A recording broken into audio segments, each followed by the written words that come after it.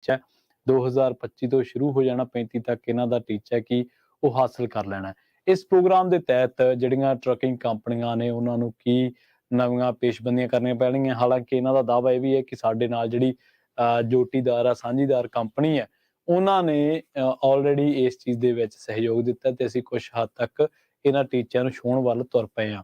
Zero emission ਦੇ ਟੀਚੇ ਨੂੰ ਹਾਸਲ ਕਰਨ ਦੇ ਲਈ ਸਰਕਾਰ ਵੱਲੋਂ ਬਕਾਇਦਾ ਗ੍ਰਾਂਟ ਦਿੱਤੀਆਂ ਗਈਆਂ ਨੇ। ਇੱਕ ਪ੍ਰੋਗਰਾਮ ਦੇ ਤਹਿਤ ਉਹ ਕਾਫੀ ਵੱਡੀ ਅਮਾਊਂਟ ਹੈ ਜਿਹੜੀ ਉਹ ਗ੍ਰਾਂਟ ਮਿਲੀ ਹੈ ਇਹਨਾਂ ਨੂੰ। ਤੇ ਨਾਲੋਂ ਨਾਲ ਹੁਣ ਇਸ ਚੀਜ਼ ਨੂੰ ਲੈ ਕੇ ਟਰੱਕਰਸ ਵੀਰਾਂ ਨੂੰ ਕੀ ਤਬਦੀਲੀਆਂ ਕਰਨੀਆਂ ਪੈਣਗੀਆਂ। ਜੇਕਰ ਤੁਸੀਂ ਪੋਰਟ ਆਫ ਲੌਂਗ ਬੀਚ ਤੇ ਜਾਣਾ ਵਾ ਤੇ ਉੱਥੇ ਤੁਹਾਨੂੰ ਕਿਹੋ ਜਿਹਾ ਟਰੱਕ, ਯਾਨੀ ਕਿ ਫਿਰ ਜ਼ੀਰੋ ਐਮਿਸ਼ਨ ਆ ਤਾਂ ਇਲੈਕਟ੍ਰਿਕ ਵਹੀਕਲ ਹੀ ਉੱਥੇ ਜਾ ਸਕੇਗਾ। ਆਉਣ ਵਾਲੇ ਟਾਈਮ ਦੇ ਵਿੱਚ ਇਹ ਤਬਦੀਲੀਆਂ ਜਿਹੜੀਆਂ ਸਾਨੂੰ ਦੇਖਣੀਆਂ ਪੈਣਗੀਆਂ। ਜ਼ਿਆਦਾ ਚਰਚਾ ਕਰਨ ਦੇ ਲਈ ਆਪਾਂ ਨਾਲ ਜੋੜਦੇ ਹਾਂ ਰਾਜ ਕਰਨਵੀਰ ਸਿੰਘ ਜੀ ਨੂੰ, ਤੇ ਉਸ ਤੋਂ ਬਾਅਦ ਇਹਦੇ ਤੇ ਤਫਸੀਲ ਦੇ ਨਾਲ ਕਰਦੇ ਹਾਂ ਚਰਚਾ। ਪਰ ਉਸ ਤੋਂ ਪਹਿਲਾਂ 2-3 ਸਵਾਲ ਤੁਹਾਡੇ ਵਾਸਤੇ ਛੱਡਣੇ ਲਾਜ਼ਮੀ ਨੇ। ਤੁਹਾਨੂੰ ਕੀ ਲੱਗਦਾ ਕਿ ਜ਼ੀਰੋ ਐਮਿਸ਼ਨ ਦੇ ਟੀਚੇ ਦੇ ਵਿੱਚ ਜੇਕਰ ਜਾਣਾ ਚਾਹੁੰਦੇ ਨੇ ਪੋਰਟ ਵਾਲੇ ਜਾਂ ਸਰਕਾਰ, ਤਾਂ ਕੀ ਟਰੱਕ ਸਾਰੇ ਜਿਹੜੇ ਇੱਧਰ ਇਲੈਕਟ੍ਰਿਕ ਕਰਨੇ ਪੈਣਗੇ? ਕਿੰਨਾ ਕੁ ਬੋਝ ਇਹਦੇ ਨਾਲ ਪਊਗਾ? ਕਿੰਨਾ ਕੁ ਕੰਮ ਕਰਨ ਦਾ ਜਿਹੜਾ ਵਰਕਿੰਗ ਕਲਚਰ ਆ ਉਹ ਪ੍ਰਭਾਵਿਤ ਹੋਊਗਾ? ਇਹ ਤੇ ਗੱਲਬਾਤ ਕਰਦੇ ਆ। ਰਾਜ ਕਰਨਵੀਰ ਸਿੰਘ ਜੀ, ਸਤਿ ਸ਼੍ਰੀ ਅਕਾਲ, ਸਵਾਗਤ ਹੈ ਜੀ ਪੰਜਾਬੀ ਰੇਡੀਓ USA ਦੇ ਪ੍ਰੋਗਰਾਮ ਸਾਂਝੀ ਸਾਥ ਦੇ ਵਿੱਚ। ਧੰਨਵਾਦ ਪ੍ਰਵੀਨ ਜੀ। ਪੰਜਾਬੀ ਰੇਡੀਓ USA ਸੁਣ ਰਹੇ ਦੇਖ ਰਹੇ ਸਾਰੇ ਹੀ ਸਰੋਤਿਆਂ ਤੇ ਦਰਸ਼ਕਾਂ ਨੂੰ ਵੀ ਜੀ ਆਇਆਂ ਨੂੰ ਪਿਆਰ ਭਰੀ ਸਤਿ ਸ਼੍ਰੀ ਅਕਾਲ। ਪੰਜਾਬੀ ਰੇਡੀਓ USA ਦੇ ਵੱਖ-ਵੱਖ AM FM ਰੇਡੀਓ ਸਟੇਸ਼ਨਸ, ਘਰਾਂ 'ਚ ਪਏ radio sets, internet radio sets, website, app ਦੇ ਜ਼ਰੀਏ ਤੇ ਫੇਸਬੁੱਕ, YouTube ਦੇ ਉੱਤੇ ਜਿਹੜੇ ਇਸ ਟਾਈਮ ਸਾਡੇ ਨਾਲ ਜੁੜ ਬੈਠੇ ਨੇ, ਉਹਨਾਂ ਸਭ ਨੂੰ ਜੀ ਆਇਆਂ ਨੂੰ ਆਖਦੇ ਹਾਂ। ਸਾਂਝੀ ਸਾਥ ਪ੍ਰੋਗਰਾਮ 3 ਤੋਂ 4 ਵਜੇ ਦੇ ਵਿੱਚ ਲੈ ਕੇ ਹਾਜ਼ਰ ਹੋਈਦਾ ਆ। ਵੀਕਡੇਜ਼ ਦੇ ਵਿੱਚ ਸੋਮਵਾਰ ਤੋਂ ਸ਼ੁੱਕਰਵਾਰ ਹੁੰਦਾ। ਵੱਖ-ਵੱਖ ਵਿਸ਼ਿਆਂ ਦੇ ਉੱਤੇ ਗੱਲਬਾਤ ਇਸ 'ਚ ਕੀਤੀ ਜਾਂਦੀ ਆ।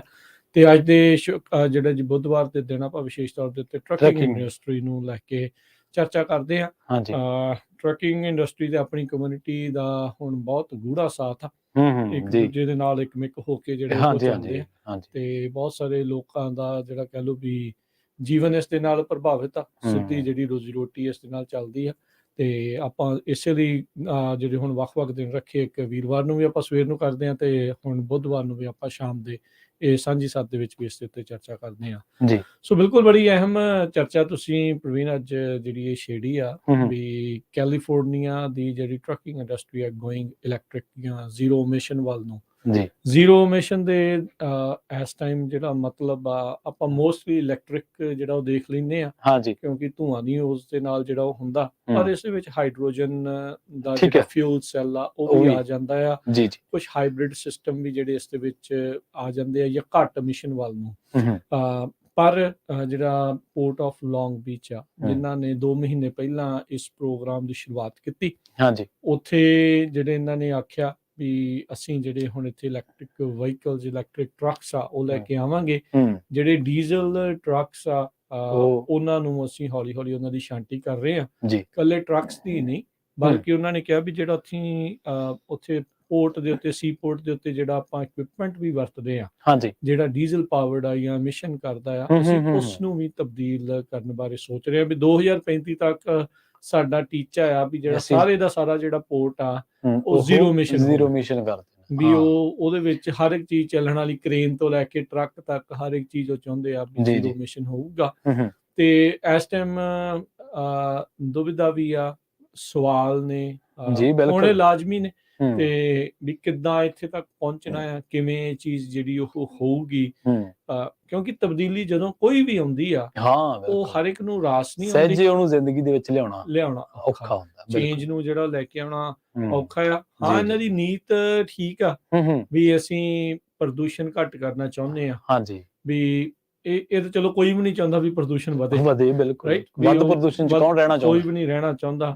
ਇਹਨਾਂ ਦਾ ਇਹ ਤਰਕ ਆ ਵੀ ਜਿਹੜੇ ਖਾਸ ਕਰਕੇ ਪੋਰਟਸ ਦੇ, ਰੇਲਵੇ ਦੇ ਇਰਦ ਗਿਰਦ ਦੇ ਜਿਹੜੇ ਇਲਾਕੇ ਆ ਉਹ ਲੋ ਇਨਕਮ ਵਾਲੇ ਲੋਕ ਉੱਥੇ ਰਹਿੰਦੇ ਆ। ਰੀਜ਼ਨ ਉਹਦੇ ਵਿੱਚ ਇਹ ਮੰਨਿਆ ਜਾਂਦਾ ਵੀ ਜਿਹਦੇ ਕੋਲ 4 ਪੈਸੇ ਆ, 4 ਛਿੱਲੜ ਜੁੜੇ ਆ, ਉਹ ਉਹਨਾਂ ਥਾਵਾਂ ਦੇ ਉੱਤੇ ਨਹੀਂ ਰਹੂਗਾ ਜਿੱਥੇ ਪ੍ਰਦੂਸ਼ਣ ਜਾਂ ਜਿੱਥੇ ਸਿਹਤ ਨੂੰ ਲੈ ਕੇ ਜਿਹੜੀਆਂ ਸਮੱਸਿਆਵਾਂ ਹੁੰਦੀਆਂ। ਸੋ ਕਹਿੰਦੇ ਵੀ ਜਿਹੜੀ ਇਹ ਬਲੈਕ ਤੇ ਬਰਾਊਨ ਕਮਿਊਨਿਟੀ ਦਾ ਖਾਸ ਕਰਕੇ ਉਹਨਾਂ ਦੇ ਉੱਤੇ ਇਹ ਜਿਹੜੇ ਪ੍ਰਦੂਸ਼ਣ ਦਾ ਜਿਹੜਾ ਉਹ ਅਸਰ ਜ਼ਿਆਦਾ ਹੁੰਦਾ ਹੈ ਕਿਉਂਕਿ ਉਹ ਇਹਨਾਂ ਥਾਵਾਂ ਚੋਂ ਬਾਹਰ ਨਿਕਲਣ ਦੇ ਯੋਗ ਨਹੀਂ ਹੋ ਪਾਉਂਦੇ। ਫਾਈਨੈਂਸ਼ੀਅਲੀ ਜਿਹੜਾ ਉਹਨਾਂ ਨੂੰ ਅਟਕਲ ਜਿਹੜੀ ਹੈ ਜਿਹੜੀ ਉਹ ਅੜਚਨ ਜਿਹੜੀ ਇਸ ਦੇ ਵਿੱਚ ਆ ਜਾਂਦੀ ਆ।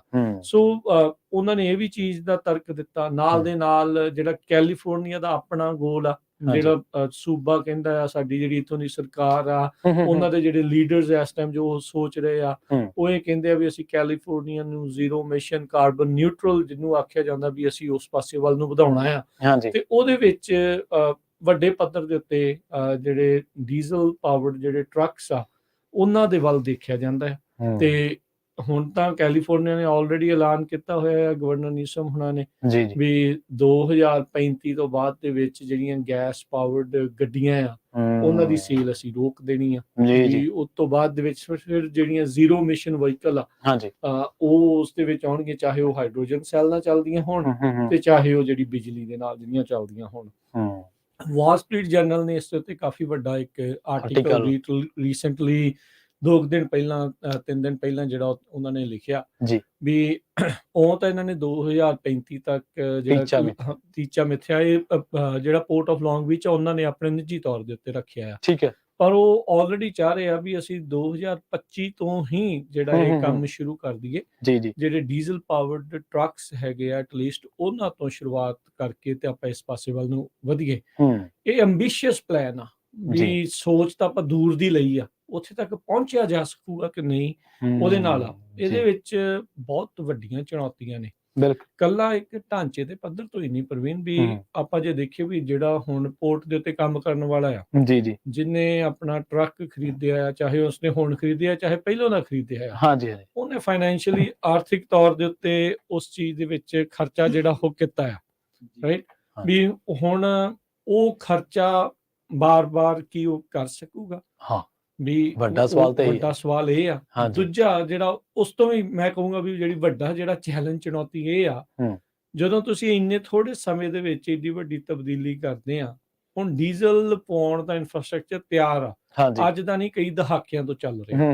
ਹੁਣ ਤੁਸੀਂ ਇੰਨੇ ਥੋੜੇ ਸਾਲਾਂ ਦੇ ਵਿੱਚ ਇੰਨੇ ਚਾਰਜਿੰਗ ਸਟੇਸ਼ਨ, ਤੇਜ਼ੀ ਦੇ ਨਾਲ ਚਾਰਜ ਹੋਣ ਵਾਲੇ ਜਿਹੜੇ ਸਟੇਸ਼ਨ ਆ, ਉਹ ਉੱਥੇ ਕਿੱਦਾਂ ਲੈ ਕੇ ਆਉਂਗੇ? ਬਿਲਕੁਲ ਉੱਥੇ ਕਿੰਨੀ ਉਹਨਾਂ ਨੂੰ ਵੇਟ ਕਰਨੀ ਪਊਗੀ, ਕਿੰਨੇ ਜਲਦੀ ਉਹ ਚਾਰਜ ਹੋਣਗੇ, ਕੀ ਇਹਦੇ ਨਾਲ ਜਿਹੜਾ ਸਪਲਾਈ ਤੇ ਚੇਨ ਦਾ ਜਿਹੜਾ ਬੋਝ ਆ ਉਸ ਉੱਤੇ ਹੋਰ ਵਧੂਗਾ, ਕੀ ਹੋਊਗਾ? ਇਹ ਬੜੇ ਵੱਡੇ ਜਿਹੜੀ ਉਹ ਜੇ ਮੰਨ ਲਓ ਉੱਥੇ ਸਿਰਫ ਇਲੈਕਟ੍ਰਿਕ ਵਹੀਕਲ ਹੀ ਜਾ ਸਕਣਗੇ ਜੇ ਲਾ ਰਹੇ ਆਪਾਂ, ਤੇ ਜਿਵੇਂ ਤੁਸੀਂ ਖਦਸ਼ਾ ਜ਼ਾਹਰ ਕਰ ਰਹੇ ਹੋ ਕਿ ਇਸ ਤਰੀਕੇ ਨਾਲ ਥੋੜਾ ਸਲੋ ਵੀ ਹੋ ਸਕਦਾ, ਤਾਂ ਕੀ ਫਿਰ ਦੂਜੇ ਡੀਜ਼ਲ ਵਾਲਿਆਂ ਦੇ ਵਿੱਚ ਪਾਉਣ ਵਾਸਤੇ ਜੋ ਵੀ ਮਾਲ ਹੋਊਗਾ ਜਾਂ ਉਹਦੇ ਵਾਸਤੇ ਕੁਝ ਅਲੱਗਾ ਕਰਨਾ ਪਊਗਾ, ਜਾਂ ਇਹ ਵੀ ਇਸ ਚੀਜ਼ ਤੇ ਵਿਚਾਰ ਹੋਊਗਾ? ਕਿਉਂਕਿ ਜੇ ਸਪਲਾਈ ਚੇਨ ਪ੍ਰਭਾਵਿਤ ਹੋਈ ਫਿਰ ਤਾਂ ਚਲੋ ਬੀਚ ਤੇ ਨਹੀਂ ਜਾ ਸਕਦੇ, ਫਿਰ ਕੋਈ ਅਲਟਰਨੇਟ ਤਾਂ ਸੋਚਣਾ ਪਊਗਾ।